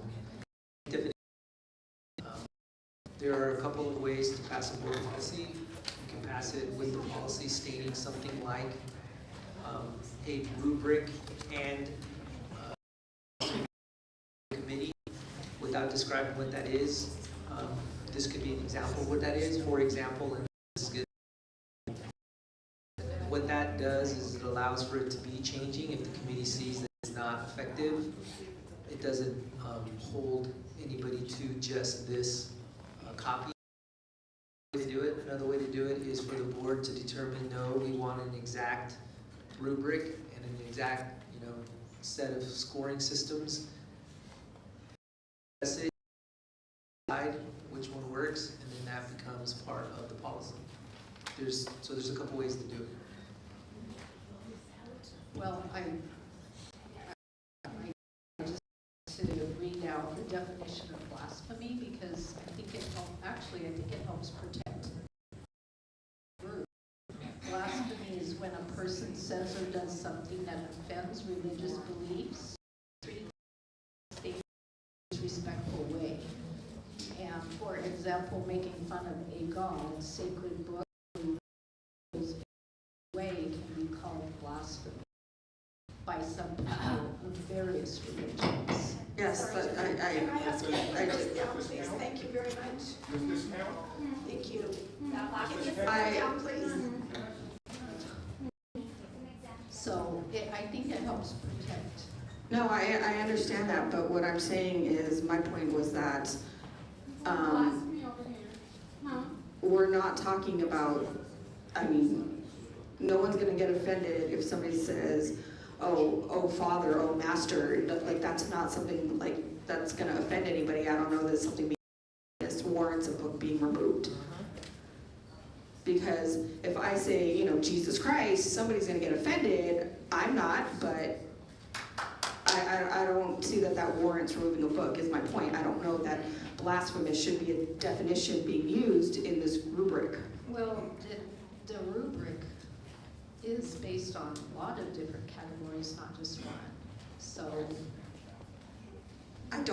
my point is that I don't think it should be in there at all, is what I'm trying to say. Okay. Well, it looks like it's in there and it could be mildly present, But I agree.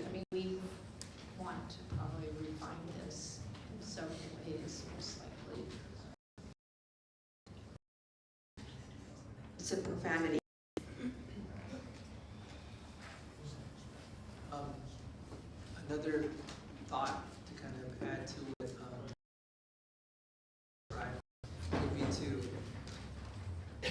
policy would need to state that the committee must use with definitions.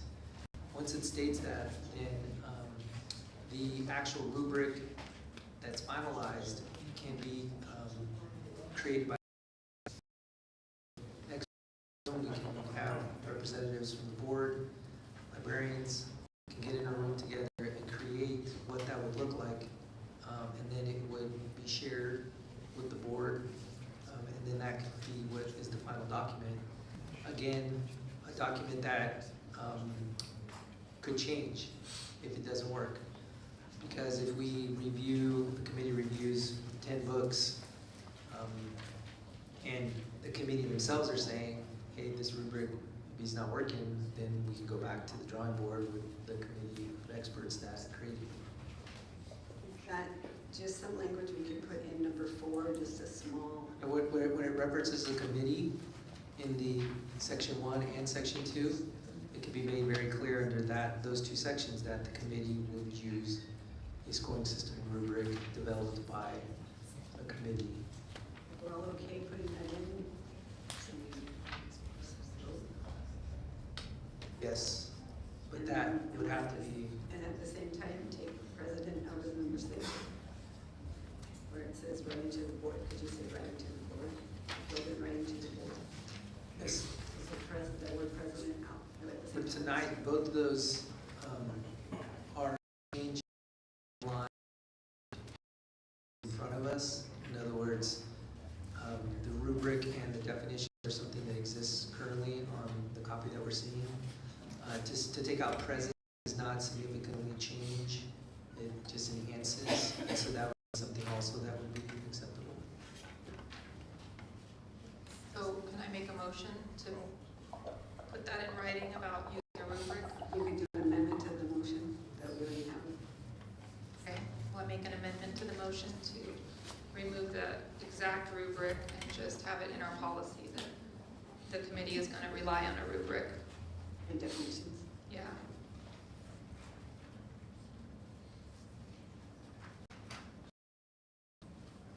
I have another amendment. In section 1, number 2, contact into 5 business days of attempt to resolve the complaint. Can we add in there that also advises or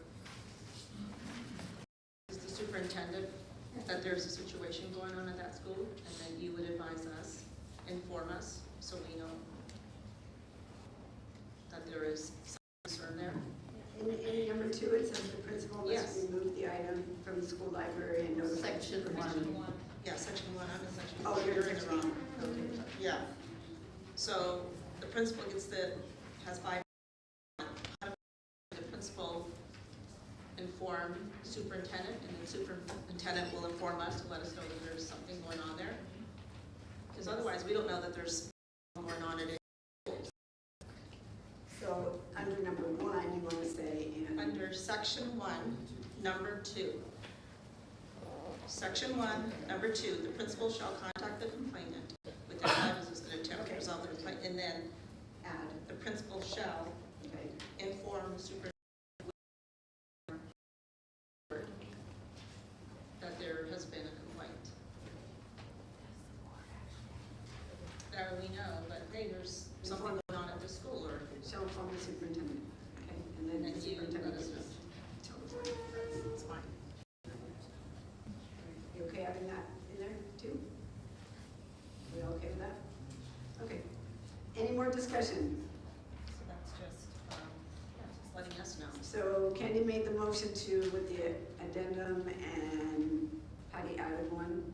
Do we have a second on that? A second. All right, any more discussion on this? All right, we'll call for the vote. Board Member Ayala Quintero? No. I actually have to read it. I want to make sure that you guys actually have to read it before you vote on it. Board Member, I'm voting. Yeah, we're voting, I'm sorry. Board Member Olsen? Aye. But I'd like for you to read it. President Render? Aye. Vice President Holohan? No. Clerk Wilson? Yes. Motion carried with the ayes being Board Member Olson, President Rendler, and Clerk Wilson, and the nays being Board Member Ayala Quintero and Vice President Holohan. Okay, moving on to. Point of order, excuse me, can you please remind the audience that we're having a discussion because it's very distracting. Okay. I'd like to remind the audience that the board is having a discussion on these items right now. You will have another turn to speak when we are finished. Thank you. All right, we're on L. Do we have a motion to approve the revision of Exhibit 5145.71, Title 9, Sexual Harassment Complaint Procedures? It's a first reading. So moved. Or a second? I'll second. All right. Call for the vote. Board Member Ayala Quintero? I'm not ready to vote because I'm still trying to locate it in my agenda.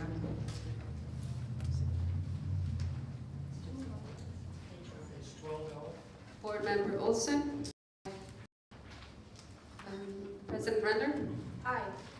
Vice President Holohan? We're still in discussion. President Redlands, can we go back to discussion? Oh, I thought we were already voting. She's already calling the vote. Doesn't even have the. What's it on 239? My agenda looks different than yours. Oh, so it's right after the other policy. Right after that last policy we just did.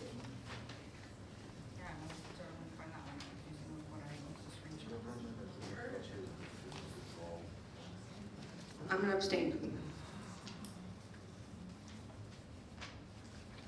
Well, you could, okay, because you could, we'll wait, if you want to find it, go ahead, it's fine.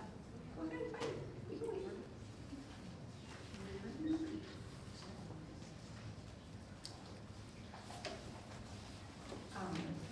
We're on the sexual harassment. Yep.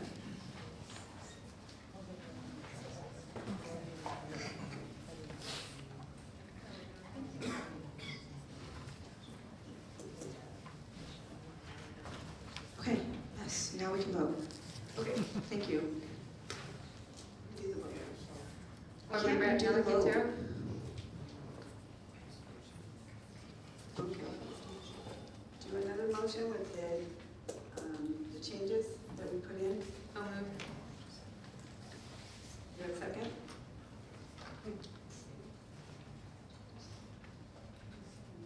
Oh, I mean, those, yeah, I'm sorry. There were no changes, Any more right? discussion? Any more You discussion? just meant the changes in the crossouts, right? That's what she meant. I didn't mean to say that. Yeah, I just want to thank Mark Line and Rudy, Dr. Rudy Wilson on this.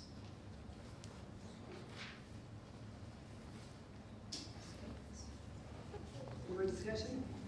Okay, call for the vote. Board Member Ayala Quintero? Aye. Board Member Olson? Aye. President Rendler? Aye. Vice President Holohan? Aye. Clerk Wilson? Yes. Motion carried, 5-0.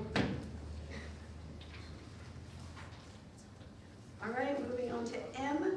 Is there a motion to approve revision of Board Policy 6000, Concepts and Roles? It's a first reading. So moved. Is there a second? Second. Thank you, Candy. Thank you, Jen. Any discussion on this? Would it matter?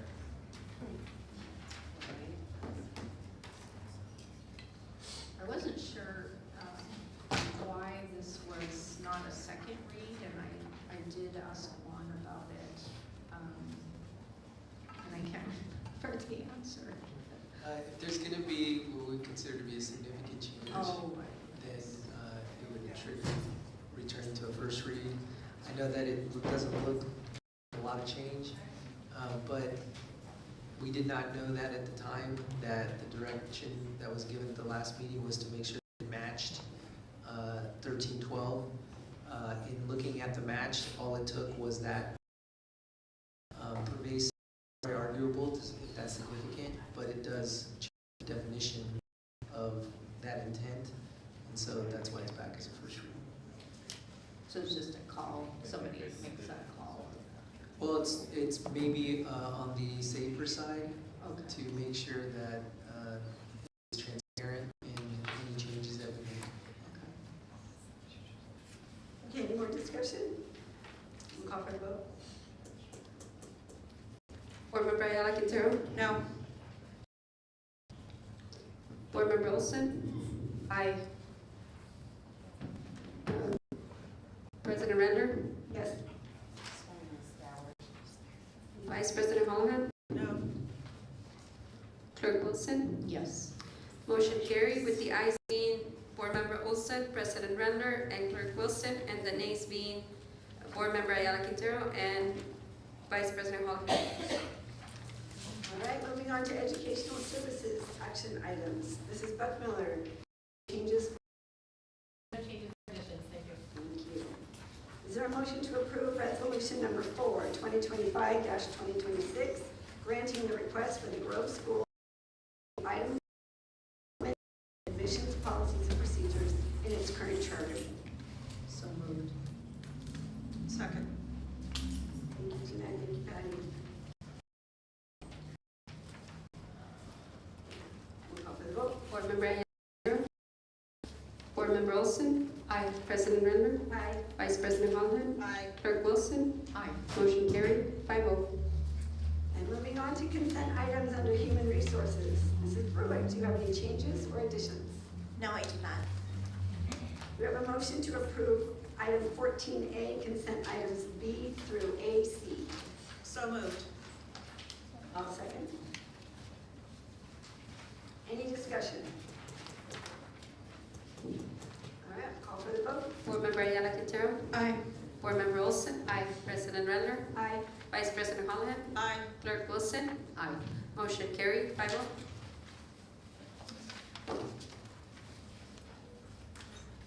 The human resources action items. Is there a motion to ratify, adopt revised resolution number 1, 2025-2026, action regarding teaching outside credential authorization?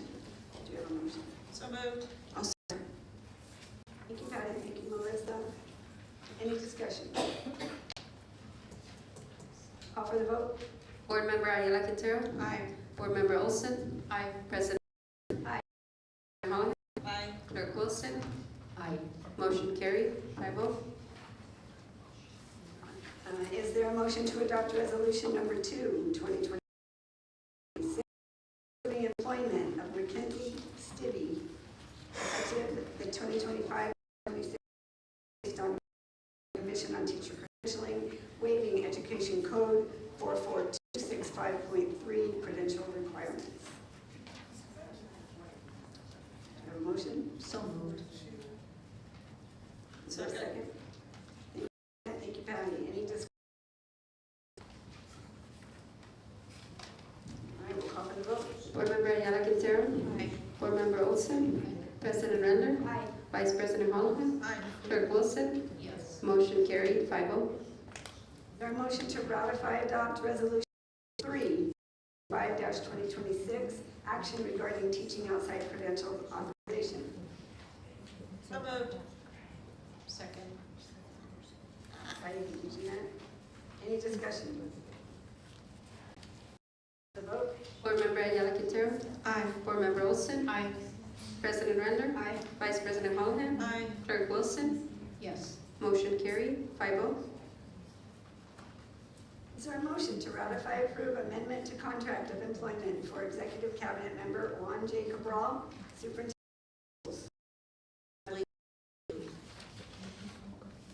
Move approval.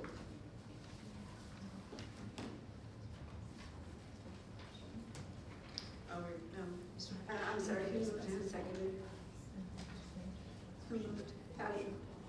Did you move or second? I'll second it. Did you move? Thank you, Patty. Thank you, Jeanette. All right, do you have any discussion? What do you want to do? I'm not very, because I know you've been dealing with a lot with this board, and so but I admire you for doing this, so thank you for asking this. All right, we'll call for the vote. Board Member Ayala Quintero? Unfortunately, I'm going to vote aye. Board Member Olson? Vice President Holohan? Preferably aye. Clerk Wilson? Aye. Motion carried 5-0. Is there a motion to approve new regulation 1240, volunteer assistance, and abolish the existing administrative regulation 4229? We have a motion. So moved. A second? A second.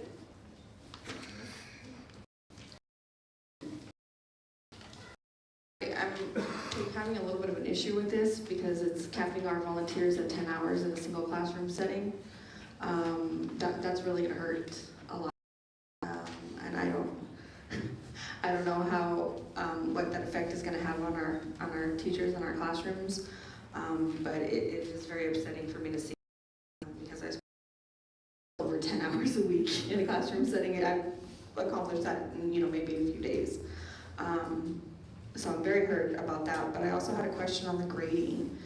How I know we don't assign grades to students, but does that mean they can't grade, spelling tests or, I don't, what does that mean? It means that a volunteer can be responsible for giving the grade. They can assist, but they can't be responsible for the grade that is given. Is there any way to remove that hour limit? The hourly has to do with just protections and ensuring that we don't put our volunteers in a situation where they might violate boundaries in the relationships that are built with students. But that is going to be one concern always, is to make sure that boundaries are not violated. And so that is motivated by some of our Title IX complaints. Well, I don't understand how limiting the time isn't necessarily going to stop. Stop? I'm not sure that we can stop if there's going to be, but we can try to help limit. Because they would be around a lot. So this is, sorry, this is only in a classroom setting, right? So if you have multiple children, you can do 10 hours in each classroom? Correct. Okay, and this does not include, this is solely in those 4 walls. It doesn't include campus, PTA, and we sort of planning for dance meetings, things like that. That doesn't include the 10 hours. Classroom. It's in the classroom. So just the classroom, okay. I'm not talking, so I was just asking about if you're planning a dance, and if you're, It's in the classroom support specifically. I had a question about who would be providing the district training regulations, school rules? Who would be monitoring that and signing off that? HR, when we onboard in the training that's given, that we would.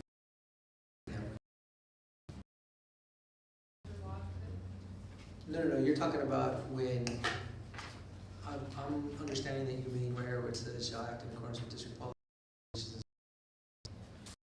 Is that what you meant, Jeanette? Well, and the training they would receive to be able to.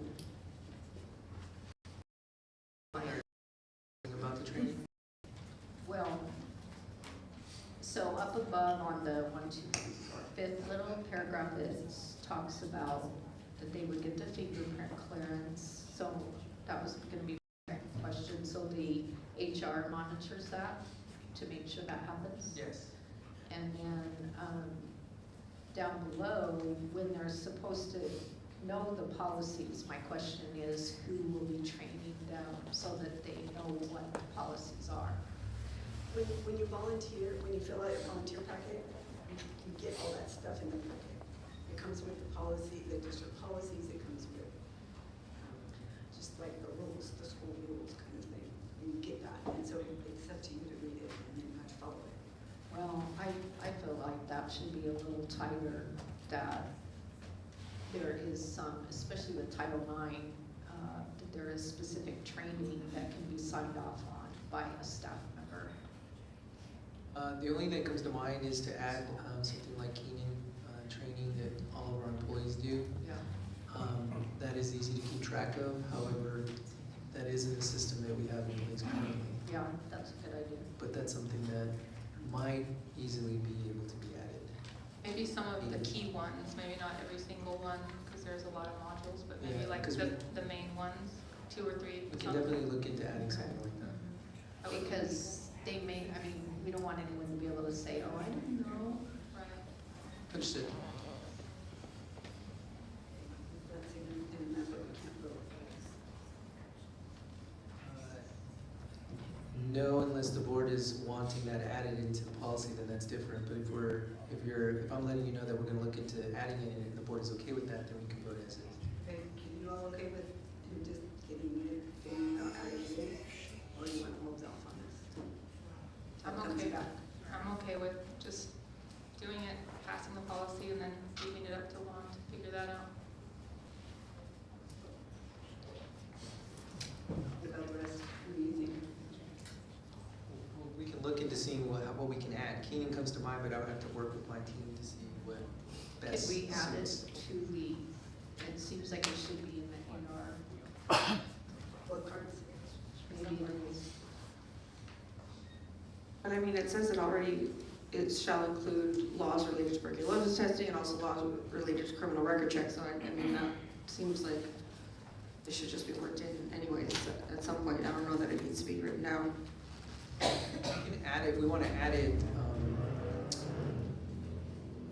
I would be hesitant to add it tonight without me being able to talk to my team and figure out if that is the best option, because if there's something different, I also don't know the cost. And I wouldn't want to say we're gonna use Keenan and then not be able to do it. Can we just add that a training will, like a verifiable training will occur prior to volunteer hours, something like that? Not stipulate what type, what format of. I think it's probably better if we allow me some time to look at what's feasible. If we want it to be in the policy, then maybe the best option is not to vote on it as is. I make a motion to table. Okay. Table this, Do hold you it have a up. second? Second. Okay. Thank you, Jeanette. Any more discussion on this? And we'll call for the vote to table. Board Member Ayala Quintero? Do we need to vote to table it? I should just pull it and table on it. Do, because it changes the agenda, you have to take an action on an action item. Aye. Board Member Olson? Aye. President Redler? Aye. Vice President Hollihan? Aye. Clerk Wilson? Yes. Motion carried to table item 15E. Carried, 5-0. Okay, next we're on public participation. Can I say something first really quick? Sorry. Just to make sure that we are covered for the Brown Act, whenever a cabinet member's contract is up, really allowed if there's any monetary value attached to it. That is public, the public needs to know. There is no monetary value attached to what, which I appreciate very much. For my contract, when my evaluation is above average, annual evaluation is attached to 2 specific things. And I received an above average evaluation on Sorry, it was satisfactory or better. Thank you. On June 24th. The 2 things are a year is attached to, or a year is extended on the contract, bringing my extension through June 30th, 2028, which is, thank you. The second thing is a 3% raise. I've elected not to raise unless everybody else in the district gets one this year. So that's why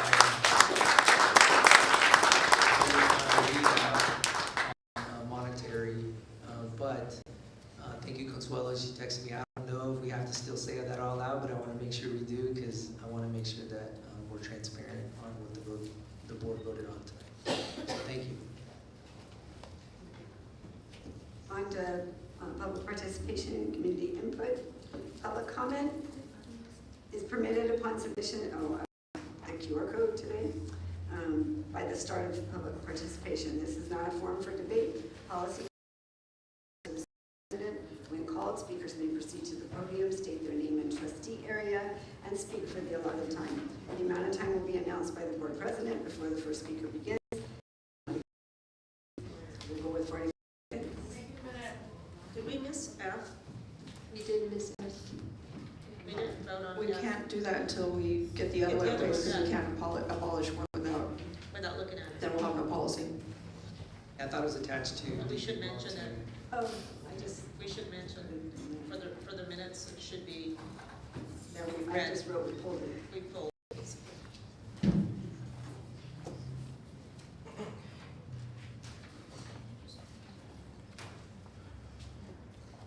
Okay, do we have any comment cards from the speakers? Yes, we do. We have 47.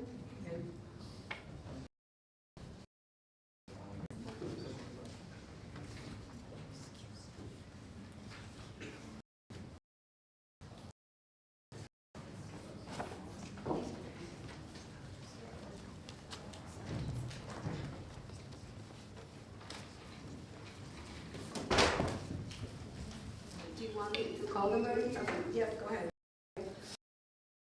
Followed by Cindy Alvarez and Aya.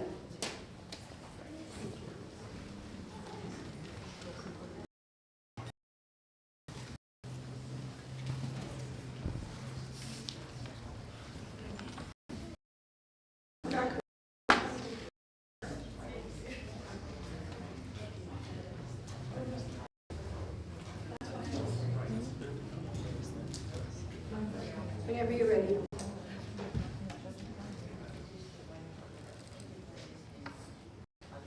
I'm here to explicitly call, hello? Hello? Can we get sound on the mic?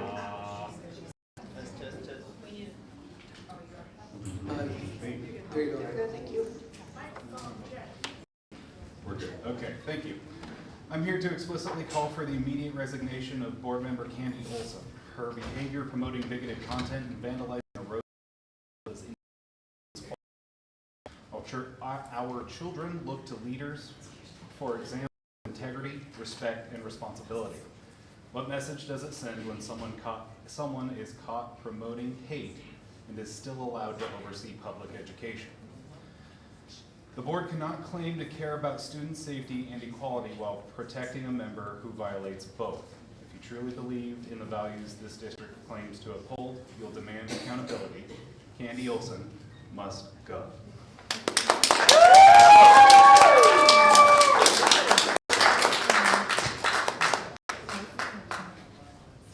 Welcome back, Cindy. You've seen what Candy Olson's social media looks like. It's full of hateful stuff. Nobody believes her excuse of feigned ignorance how social media works. Claiming someone photoshopped her social media posts insults our intelligence and is intellectually dishonest. She's taken very little responsibility, shown no humility. She needs to resign. She's not a good fit for this community. Michelle Rendler, why have you not addressed this abhorrent behavior as board president? Silence is compliance, and you should also resign if you're not willing to or able to hold this board accountable.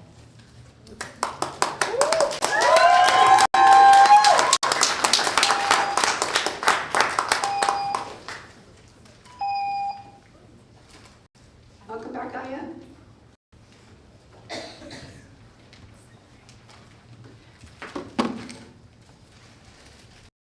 Although school can serve as a place of encounter, because of its coercive nature, rather than us actually learning and flourishing as individuals, we learn to follow orders and become commodities who sell ourselves to businesses, in turn losing our passion for the things we once loved. This is not the fault of teachers, generally speaking, but instead born because we have no control over our own education. How else would it be possible to have actual neo-Nazis burning 20 million in revenue, along with the lives of queer kids who barely have a choice? I believe a better world is possible. As students, parents, and educators, we can build the infrastructure that takes into account all our needs. A world where learning isn't something we're coerced into for the sake of making money. To all students listening, organize.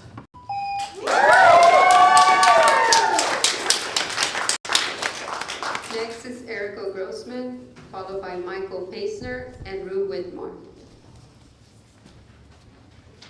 Welcome back, Erica. Students and parents saw Candy's social media history and her destruction of roadside decorations. They would be deeply concerned about her on our school board. Everyone in this room should be concerned.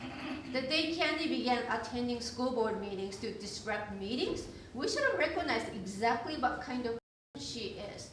Candy is homophobic and ableist. Candy, you're an embarrassment to our school district, to Redlands, and to your own children. For you, ideology comes first. For us, children come first. I urge everyone here to have courage to say no to Candy. Candy must resign. Resign, Candy.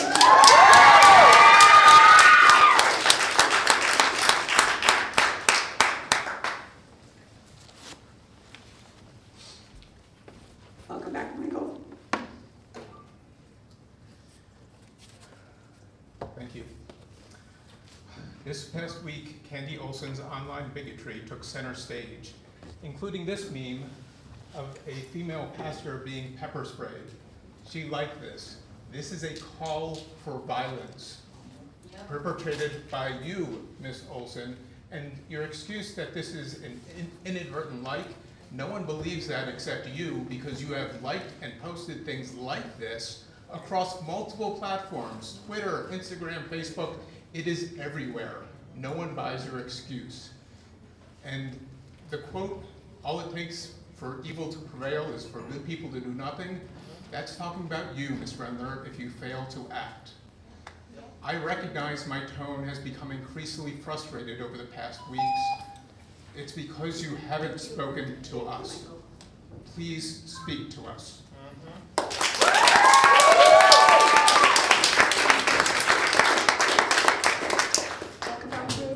Hi. First off, I want to talk about your hypocrisy in allowing someone to stand up here and read the F word out loud and not doing a single thing to stop them or for them. You are inconsistent and bad at your job as usual, Michelle. Yeah. Candy, you are trash, and it shows in the material that you like about a pride parade and a smear of rainbow on it. You are inciting violence against members of this community. You are not fit to be a nurse. It is terrifying that you have access to vulnerable communities of any kind. You have no right to be on this dais, but I do want to say thank you for showing your victory so plain. It will be so easy to sue you.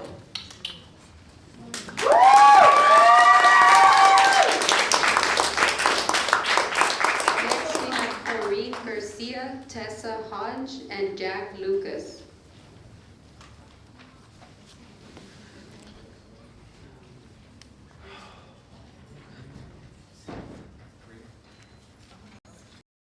You can go. Welcome, Jack. Candy Olson, in your statement about your private Instagram activity, you said that this disgusting page posts hundreds of memes, many of which I find offensive. That's time to stop interacting with. Why? All because, in your words, you appreciated a hilarious political meme? Or maybe because explicitly anti-gay, anti-black, anti-immigrant, and anti-Semitic images, which have appeared as the first in a decade, more trouble you. I know and only appreciate more with time that all minority groups have love, knowledge, and empathy to share. Why do you believe that they've earned this aggression? Get off this board and work on yourself.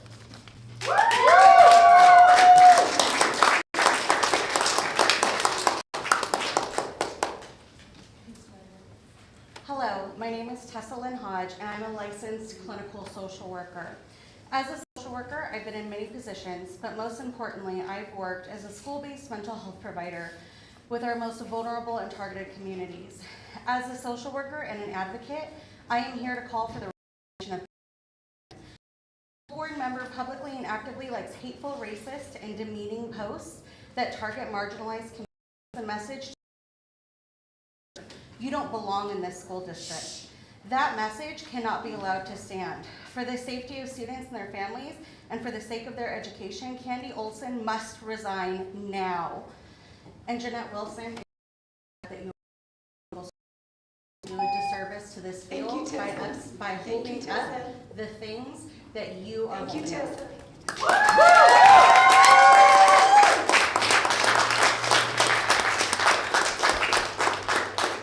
Hi, Corinne Garcia, Area 4. I was not present at the board, but I have since received numerous reports from parents indicating that the R-word was used. I have been informed that you did not hear what transpired, yet you appeared visibly annoyed when watching the video, being too loud from their crying. You're not attentive to their distress, and it did not inquire further into matter.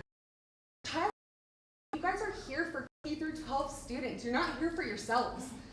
A child was visibly upset in your presence, yet no action was taken even after parents brought to your attention the slur had been.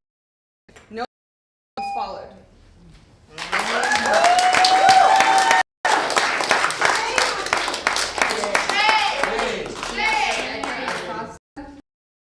Brian, Philip Milkey, and Pat Molnar.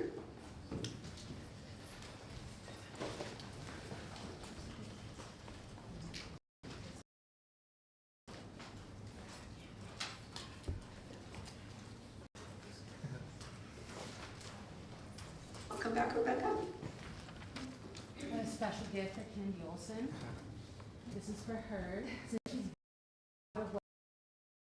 And it's directly related to my speech because it has the slur that I'm talking about. I would like to call on this school district and board as of a child with intellectual disability.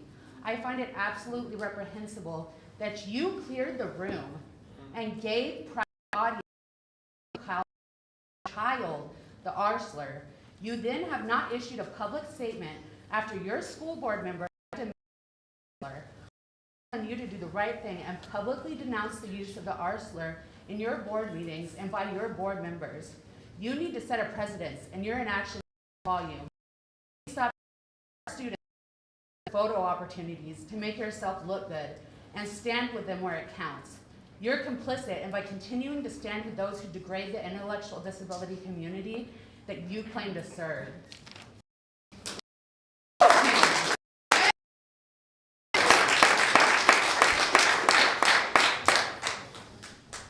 Welcome back, Brian. I would like to use my time today to talk about this district's statewide and national reputation. For years, we have been well known as one of the worst districts for child sexual harassment and sexual abuse. In fact, we had a widely viewed documentary on CBS literally on the administration's lack of compliance and complete complicitness in the face of sexual abuse.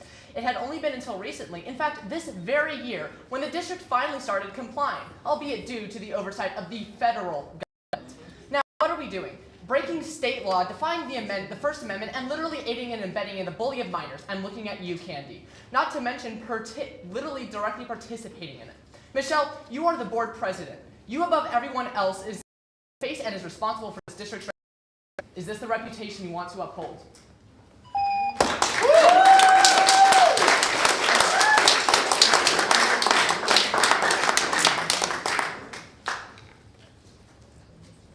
Welcome back, Philip. Thank you. As a school board member, Trustee Olson holds a position of trust and leadership over a diverse student body. By liking and sharing posts filled with racism, homophobia, anti-Semitism, and ableism, she has broken that trust. Whether intentional or not, those actions send a message that hate has a place in our school. It does not. Our students are held to higher standards than this. We expect them to treat one another with respect and with dignity, and we must demand the same from the adults charged with leading them. Trustee Olson's actions are incompatible with the value, and the harm cannot be undone with explanations or denials. For the sake of our students and for our community, I urge her to resign.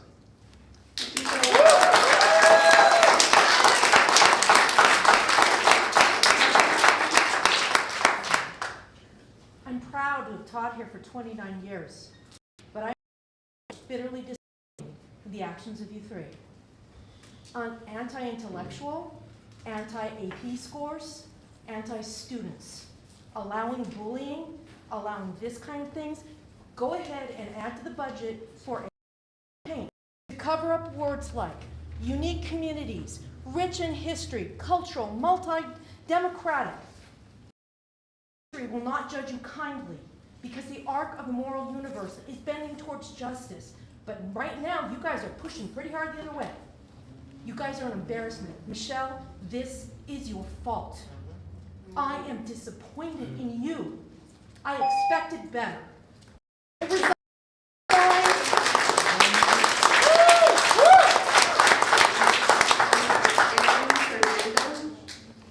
Valerie Tabor, Antonio, and Wappenberg.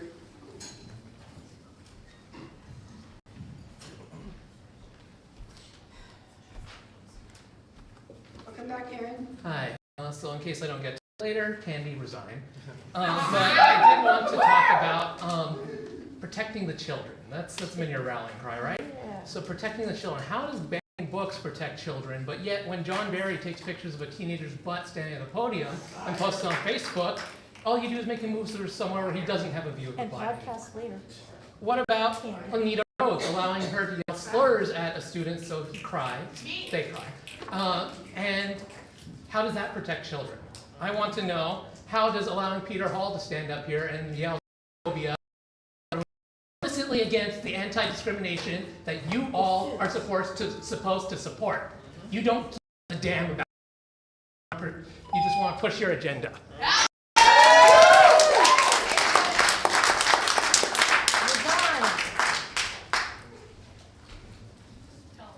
Welcome back, Valerie. I am also here to tell Candy Olson to resign because her behavior is incompatible with leadership in this district. I have said multiple times that you are unqualified, and that continues to be true. You are a hateful, bigoted person, and I don't think you have shame to resign, unfortunately. I wish you did, but I don't think you do. And so it becomes the duty of the rest of this board, Redler. That means that you don't enable these policies. It means that you encourage her to abstain from voting on policies that would increase the district's liability because she has shown herself to be bigoted and hateful about these topics. I look forward to filing more complaints. I'll see you soon, Dr. Wilson. Thank you.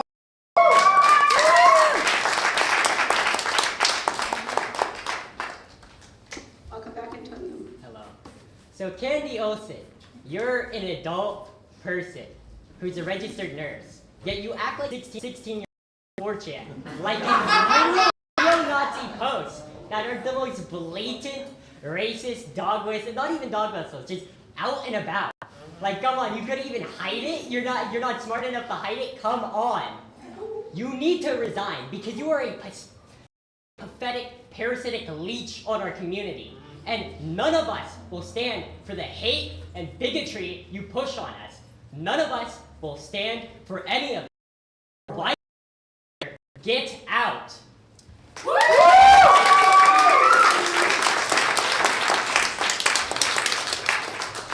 don't think Charlene is here, so we're gonna go with Janelle Martin, Steve Becker, Sarah Cooper, and Lee Leon. Steve left and Janelle left. Sarah's also. So after Lee is gonna be Mark Laird and Chris Claudis.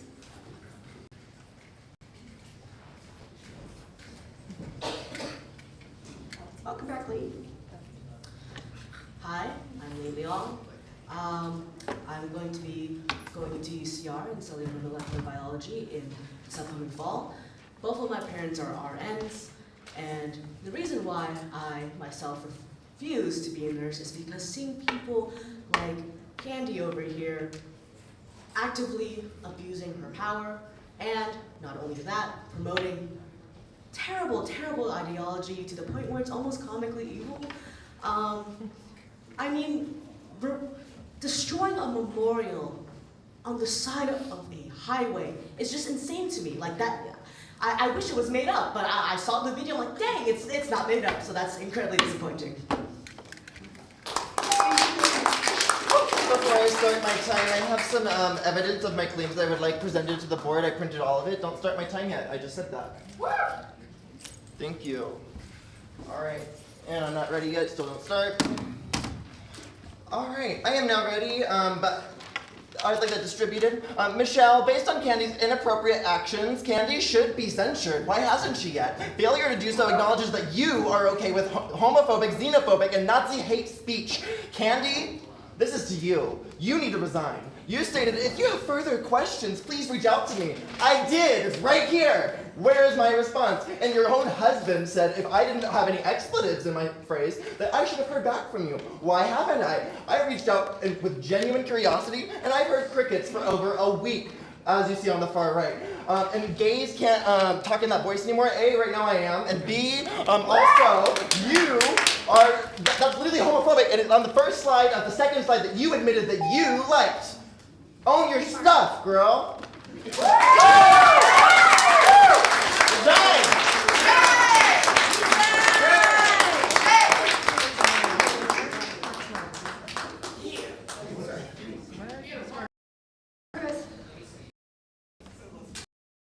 I would like to express my concern regarding the redefining of education that is going on in RUSD today. While I admire the fact that you have strong moral convictions, you seem to have lost sight of the fact that the USA was brought into existence specifically to prevent the powerful from imposing their version of morality on the masses, under penalty of punishment. I understand that some of you are motivated by a belief that your flavor of Christianity is superior to anyone else's flavor of Christianity, or for that matter, any other religion. You seem to have lost sight of the fact that perhaps our most Christian president, James Madison, authored the very concept of separation of church and state. He was right in 1787, and he is right today. Thank you.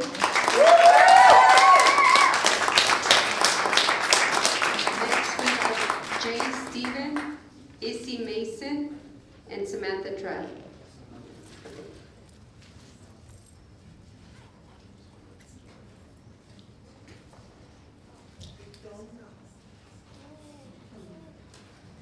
Is Jay here?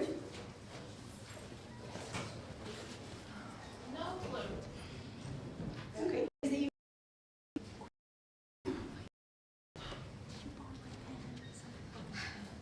Last year, in my AP European History class at RHS, we were taught about the Holocaust, where 6 million people were slaughtered due to hate and racism.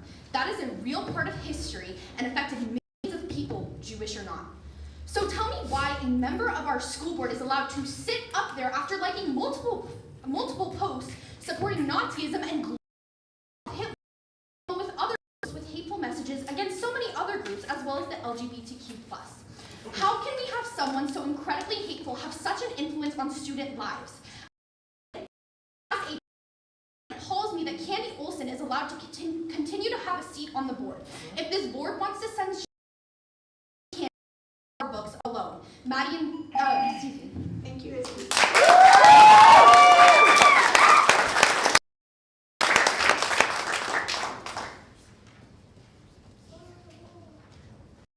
Welcome back, Sam. Michelle, did you see the multiple posts over weeks and months that Candy liked on multiple platforms? This was not an accident. It was not manufactured. She has liked absolutely violent, hateful things and shared them over and over and over again. It is so evident.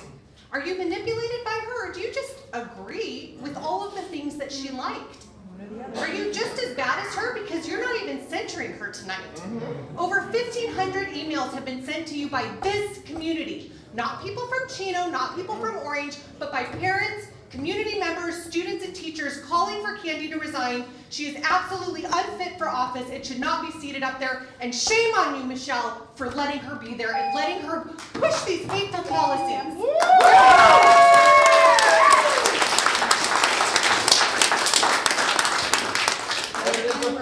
Next is Megan. Forgive me, I'm gonna say your last name wrong. Sinat. Douglas Hauser and Jessica Callinger. Calendar.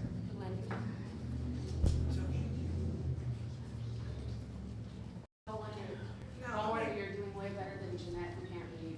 No, Megan? Yes, you're doing amazing, hun. No, Megan is not here. Megan is not here. Douglas. Thank you. I probably should have been on the other part of the agenda because I wanted to speak about the book ban, but I'm just going to speak about it briefly. They're not the only side that gets exhausted with this, but I'll repeat it again. No books are being banned. What we are talking about is what books are in a school library. All these books are still available on Amazon or at other sources. Parents who wish to read these books with their children or have their children read them, they're available. They could do it. As far as content goes, we've heard the Bible and we've heard Ayn Rand referenced. Well, I'll come up with 3 other references. The Tiffany's, A Cat on a Hot Tin Roof, The Maltese Falcon.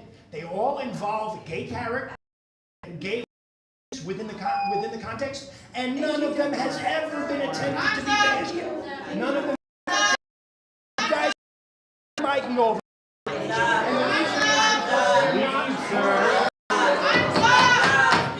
I know you guys get to go and go and go and go and go and go, but everybody else has to start on time. Thank you.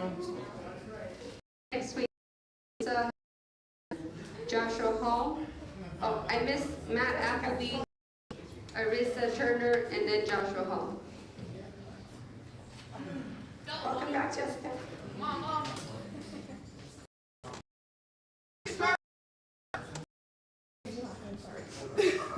Okay, so I was off on something that I had stated last time where I had some serious issue with the school district and school board as a whole with the way my children have been treated. Last week last time we all met, you were all privy to how one of my children was treated. Me. My child was harassed, called names, and you let the woman sit there and talk some more, Candy. You guys let the woman sit here and spew hate, but you kicked all the rest of us out. Candy even How is that fair? How is that protecting children, Candy? Resign.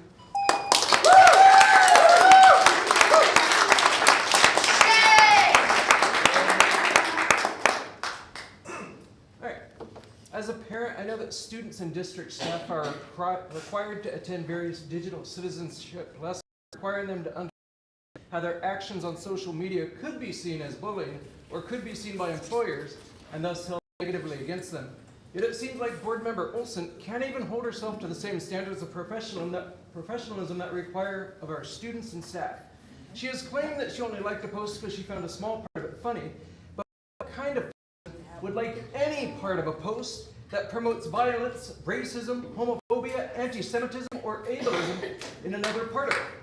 Common sense says that it sends an unclear message about your ethics and behavior. If we can't even trust our board members to have a common sense and be held to the same standards of behavior as our students and staff, they have no place here. Thank you.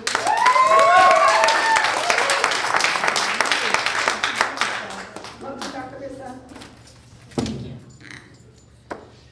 I spent a lot of time over the weekend going through Candy Olson's social media content. It was truly horrifying. It was the type of meme that to ableist slurs, to poking fun of people of color, calling homosexual slurs and threatening to run them over, to critiques of LGBTQ relationships followed with laughing Nazi slurs. I saw that. Don't do that. That's ridiculous. Right in front of you. That last one was particularly upsetting since when you were in DC, you said while there during downtime you saw the horrific history of the Holocaust Museum, but then you liked. Thank you, Marissa. That was you. Resign.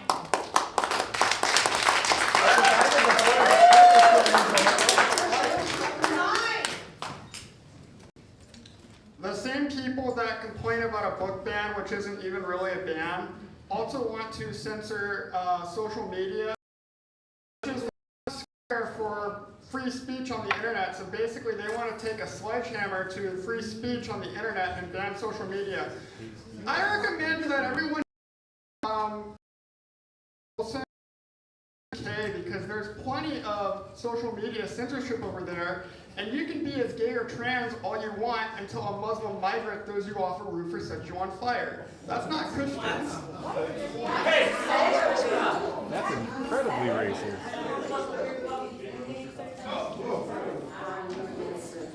I'll tell you what he said. He said a Muslim migrant will throw you off a roof and catch you on fire. That should not be able to be said.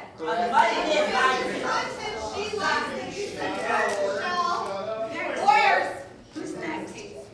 Next we have Catherine Apple, Edmund, Joy Orman. Spineless pig. I hope that everyone on this dais, RUSD is Board President Rendler, you made the decision tonight to limit each comment to 45 seconds. Although CSBA does not provide legal counsel, their legal blog provides guidance for public comment time limits. CSBA and giving speakers sufficient time to speak. 45 seconds is not a sufficient amount of time. President Rendler, 45 seconds made sense for 500 plus. Not make sense.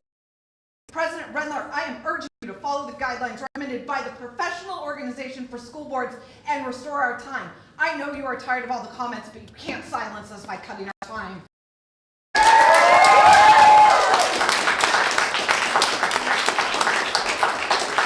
Good evening, my name is Hannah Edmondson.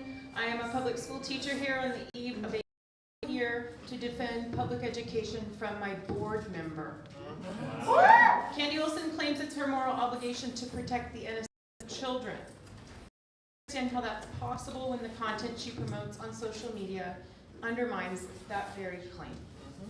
If she truly wants to protect children, she should start by modeling the values she demands of others. Anything less is not leadership, it's hypocrisy. Board leadership needs to demand a resignation from her.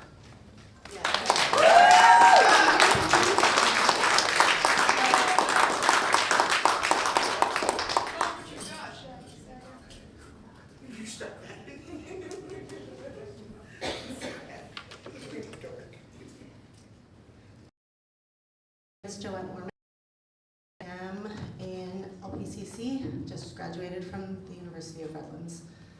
Last Tuesday, or the last Tuesday we were here, was my wedding anniversary. But I was here, talking about this. I sat outside, that the only people here talking were people who had been here over and over and over again. And they were the same people that had the same exhausting to say. This was my and I am here and I will be here, and I call for you to resign. I am in District 5, you represent me. My daughter is going to and I will be here.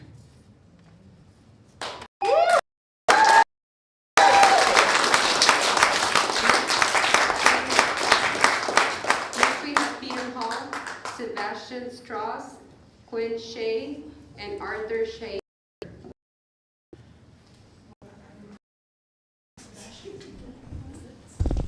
I'll come back, Peter. Okay, so somebody said that I was transphobic for stating simple biological fact, and that is that women and a man cannot become a woman cannot become a man. There is no such thing as gender non-binary or gender fluid or whatever other nonsense that you guys are with. All those labels are nonsense, and most of us don't want to listen to it. You guys do not represent the majority of this city. Just because you can tackle them does not have to. Not. We are against you, and we will not stop being against you.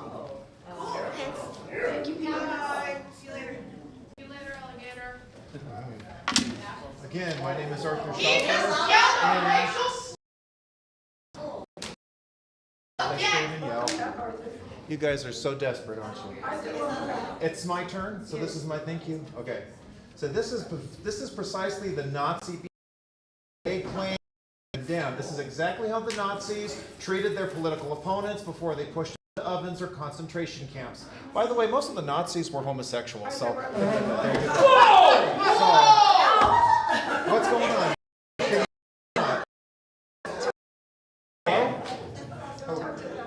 Okay, you interrupted me, so I want my time back. That's not okay. You've interrupted me. And they interrupted me as well. There you go. Hey, keep interrupting. I'll be here all night. Okay, thank you so much. So, my name is Arthur Schopper. I'm the field director for Mass Resistance, and I'm very proud of the majority on the school board. They do not speak for this community.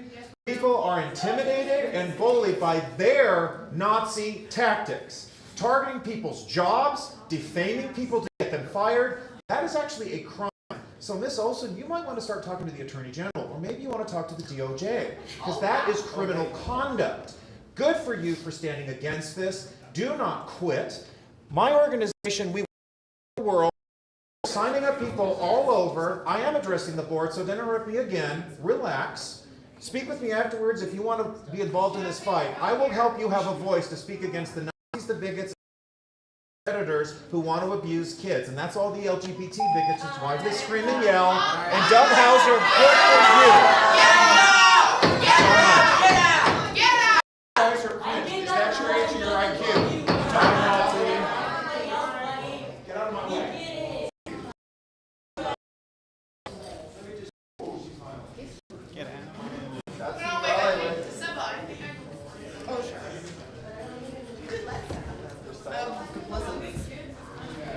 Is it my turn? Okay. Can we please wait for all? I will. Security! Please! Yeah! Bye! Take them outside, please. Just one, two. One, two. I did nothing wrong. What did Joy do?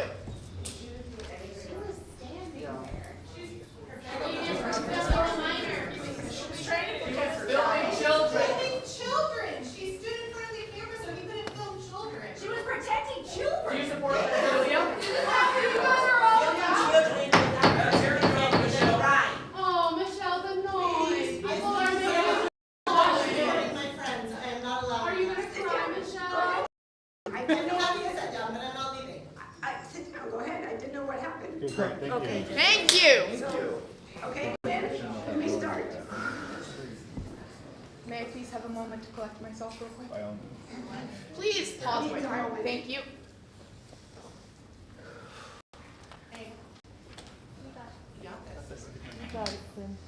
Are you ready? You got it, Glenn. You got this, baby. Nice question.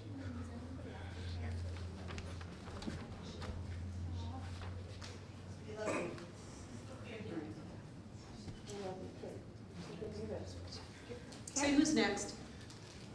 Yes, give them a moment. Give them a moment. You want to go, Sarah? This is what protecting kids Okay, please looks call Leah B and Daniel Tinajero. You're gonna go back to him, right? Yes. Thank you. Do you want a moment to sit? Go, Sarah. Come. Go, buddy. Sit. You good, bud?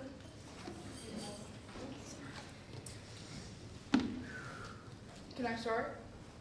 What's your name? Oh, you're okay.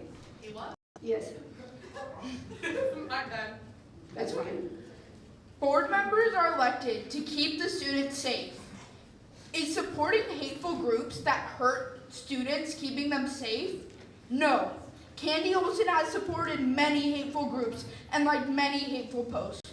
One of the posts she liked said just back from the Pride Parade. I had a really good time with a picture going around. This is not okay. You've also passed policies that hurt students and would put us in debt. Listen to all the students that are talking tonight. All of them are against hateful policies. Listen to the people that you're supposed to protect. Resigning now would help the students in more ways than everything you've done as a board member. Woo! Woo!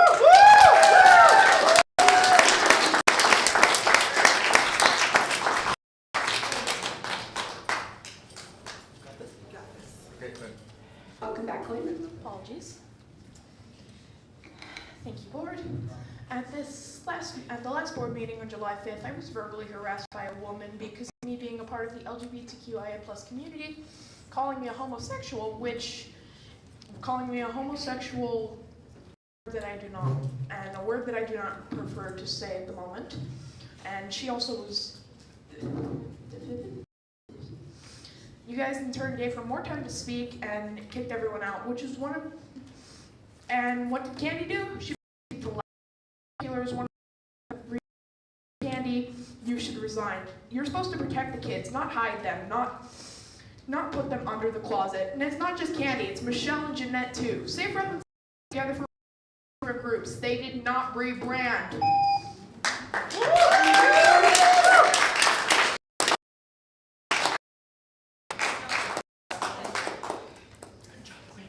Is Maria here? No. B?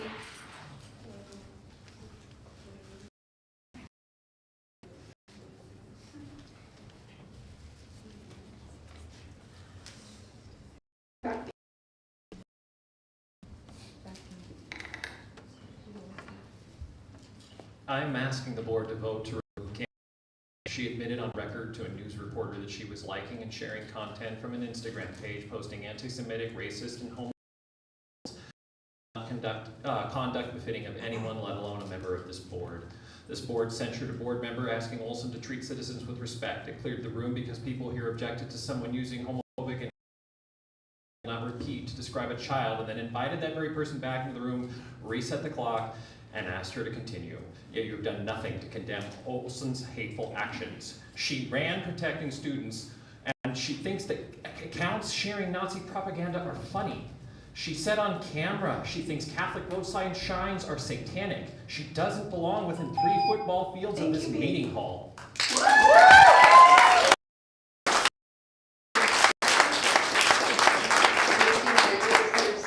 Denzel, Corey, Maria.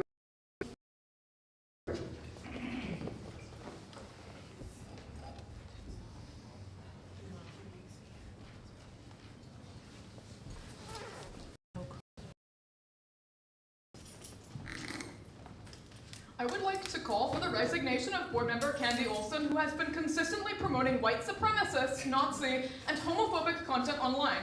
If a student were to promote the hateful content that board member Olson has been promoting for years, they would be suspended at the very least. What example is this setting for RUSD students? President Rendler, how much longer are you going to support board member Olson's call for violence against marginalized students? When you supported banning all flags except the American flag in RUSD schools because that's what veterans fought for, I'd like to remind you that veterans fought against the Nazis. Hitler banned and restricted books before he burned them. Start protecting students. Stop.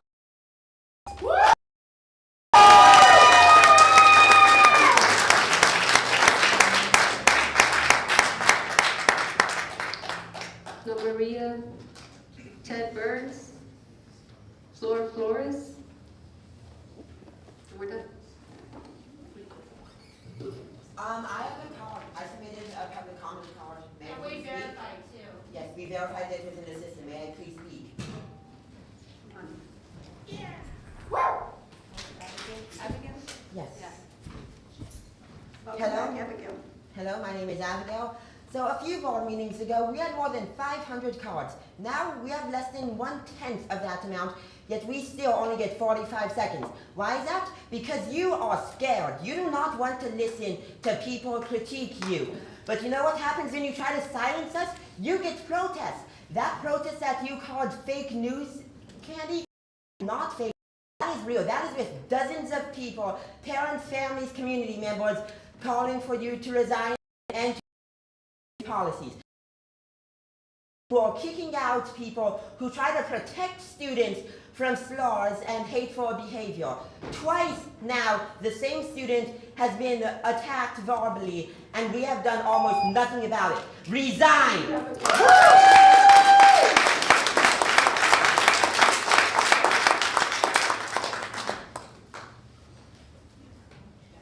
Okay, we're on to board comments and reports.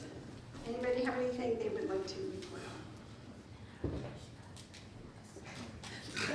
Jeanette, do you have something?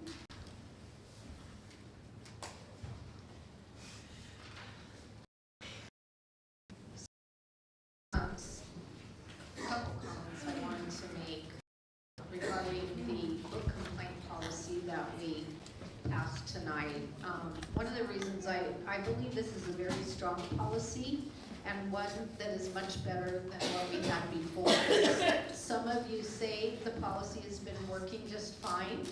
However, as a person who has used the policy and worked through the process, it had inherent flaws. And I believe this policy that is made for the parents has the following positive things to it. It holds the district more accountable. It's much less subjective, much more objective, especially with the definitions and the rubric. It will cost much less for the district, and as it separates the two types of complaints. And so several of the concerns about it just aren't accurate. The other thing I wanted to debunk is what the district librarian has shared about the AP classes. I researched this a lot, and it's just not accurate that the AP classes will not suffer. The AP exam is based on students learning how to analyze literature, not having to read certain books. Do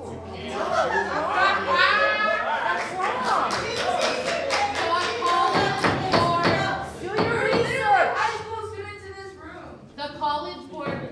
You had your chance to speak. That's categorically wrong. She's speaking to us. Lying. She's lying. She's lying. Talk to your district people if you won't listen to us. I can't stand the lying that's going on here.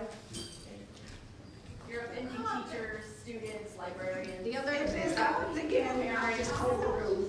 Thank you. Just deal with it. I think it would be beneficial. Feel better, Michelle. I think it would be beneficial, point of order, I think it would be beneficial if maybe Jeanette addressed us and not faced out to the crowd.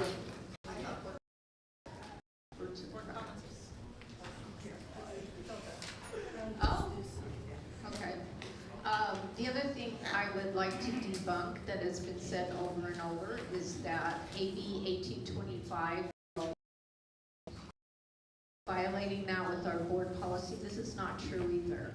AB 1825 governs library books, public library books, and we would not be held to that. This is a school district. So, library is different than a public school for children. AB 1078 prohibits book removals based on protected categories. As you can see, board, this policy is clearly not about protected categories. It's all related, as we know, to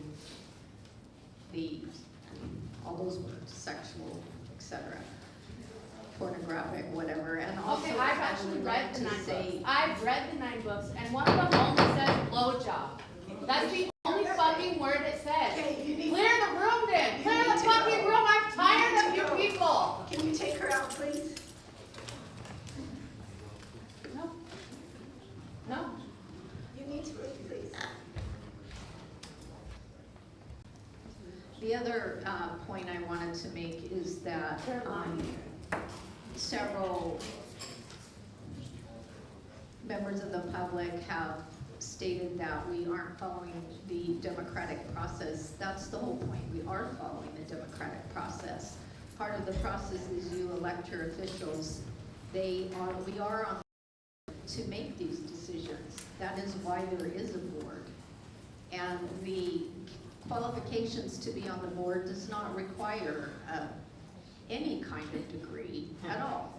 And so to have it be continued to say that we're not following the democratic process is just really silly, in my opinion, because that's exactly what this is.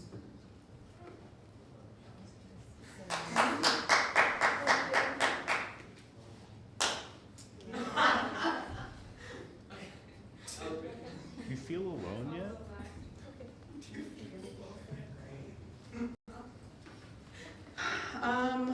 Let's see, not horrible thing is just I want to make sure that everybody has an opportunity to please join your local PTA. This is something I'm specifically asking. I was trying to help you, but if you have no interest, why is she interrupting me during my comment? Yeah. I forgot to say point of order, but I was criticized for not talking to the board. I was trying to help you, but you know, if you don't want to be helped, I don't care. I was trying to help you from arguing with the crowd because we're not supposed to engage.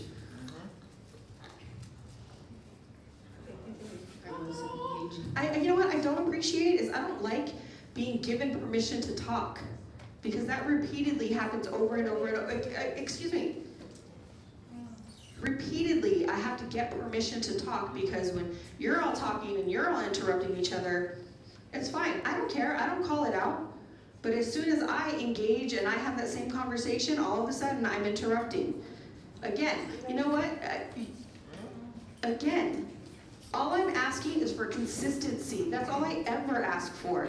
So while we're out here and we're listening to everybody's comment, all I'm asking is for consistency when people are criticizing us and people that are, you know, applauding us. I just ask for the same consideration for everybody. So if they're talking on a topic that is outside of our agenda, that it goes in the comment. But for some reason, we can't manage to get that done. Same thing for when people are out here in the crowd and they're yelling out. Yeah, it's all over the place, but you only call out one side of it. And all I'm asking for is consistency, because then you say you don't hear anybody talking.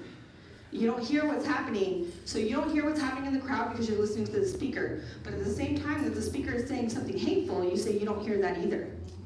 So all I'm asking, is for consistency, because you seem to have very hearing. And what I was going to say was I'm going to ask everybody, and I'm looking at you guys, I'm going to ask everybody to join the PTA because it's kind of critical that we have those funds. It's kind of critical that we have those funds. You don't have to volunteer, but you know, apparently I'm not allowed to anybody. Just listen to me. I guess, can you please join your local PTA, because we need the help. If you can spare it, obviously we're living to 10 hours a week, but if you can please join at least only with your donation, that would be very much appreciated. What I also want to clarify is, I wrote down, I waited till my comment. The democratic process also allows for the public to come and speak and criticize the local politicians, which we are. So everybody in this room has every right to come and criticize us, especially when the character of that person who's introducing these policies comes into question. So I don't understand why we're cutting, trying to limit total time, reducing it down. I mean, we have what, well over 700 emails. What is the magic number? If we pass a policy that people don't like, and we should probably consider those things, what is the magic number of emails that, you know? Okay, so we're allowed to make decisions that benefit or harm a mass of people, but there's no magic number of emails that will actually get you to listen? Well, if you had let me finish my statement. If you had let me finish my statement, ask. So when we have parents emailing about a cheer program, we take action, and it was nowhere. But when we're talking about a policy, if you don't agree with it, we don't have to make a difference. We don't have to make a change. So I'm done.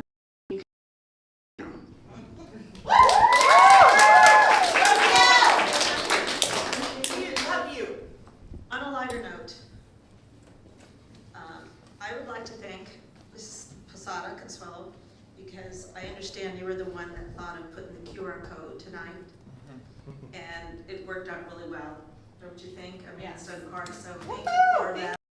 I appreciate it. It worked out really well. We didn't know how it was going to go, but it did great, so thank you very much. I would like to thank the librarians who came today. I know they had to leave because school's starting, and welcome back to everyone. And I'd also like to have whatever students are still here, maybe they left, if you could stand. Students, thank you guys.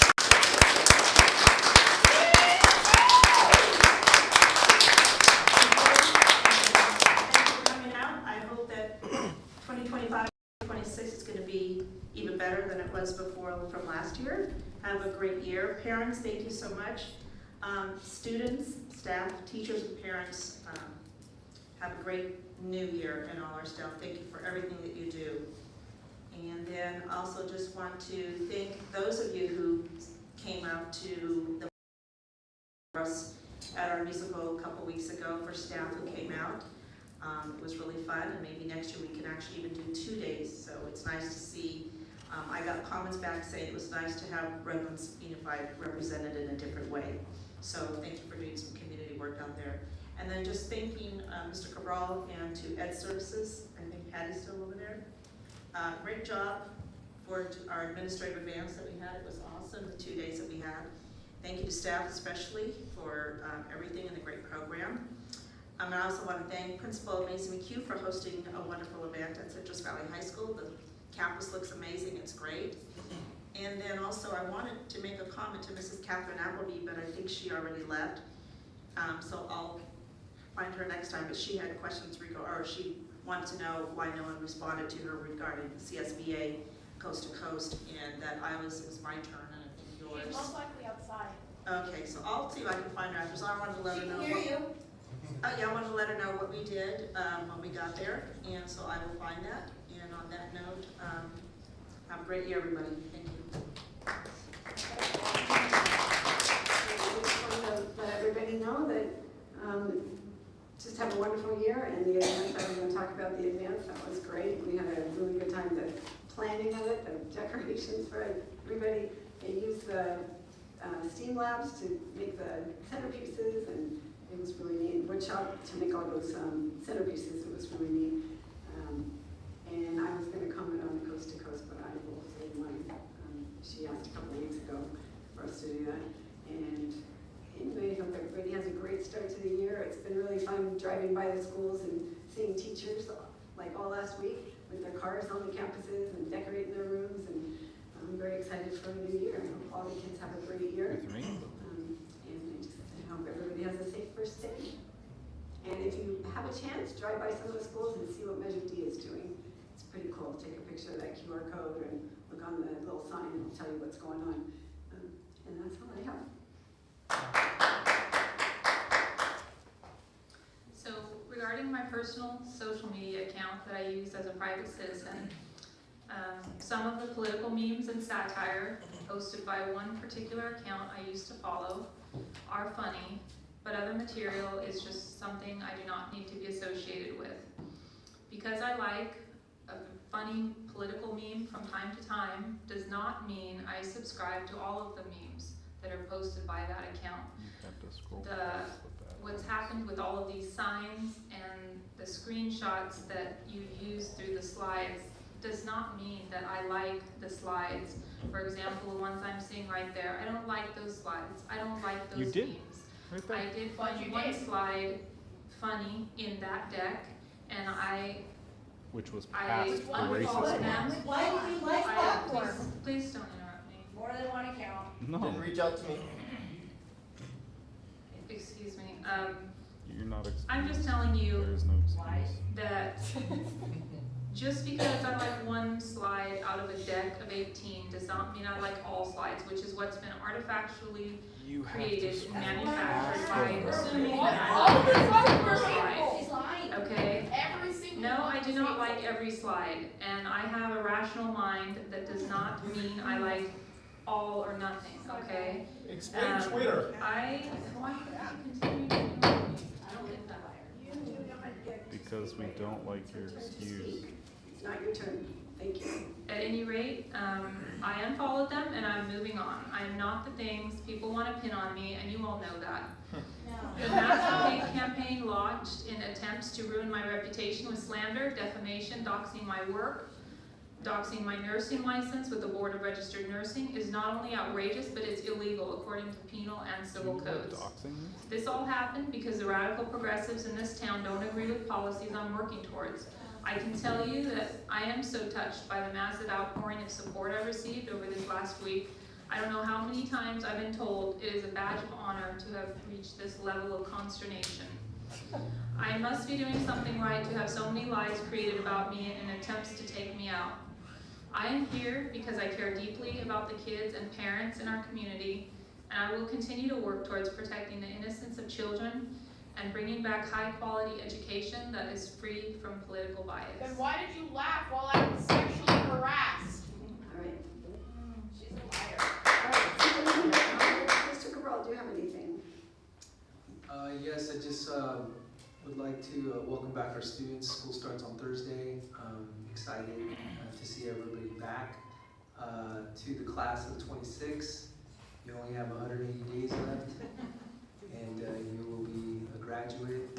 We're very proud of our students. I know that our teachers are working really hard to prepare for Thursday and for the rest of the school year, and our parent educators, our classified staff, our grounds people, our safety officers have been in training the last week. We are ready for everybody on Thursday, and so I really appreciate everybody's hard work. And kids, we can't wait to see you. And then I just want to throw a shout out to Clement. I have a new ride that you may have noticed, but their CTE lab created this Padre sign. If you don't know, I'm a Padres fan. Yes, ma'am. Anyways, you can't see it, but you'll see me cruising around in the next probably 4 to 6 weeks in this. And if you want to throw something in my basket, go for it.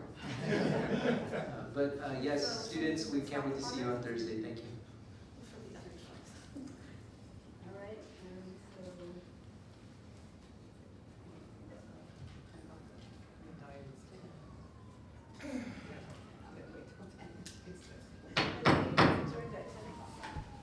Shame on you! Yes, Guilty it's racist asshole! Fucking liar. How do you not know candy out for proof? Guilty racist You are asshole! violent, hateful people. Alright, I'm totally. We're not extremists, we're parents and teachers And students even! Shame on you, Patty and Melissa, for not calling candy out.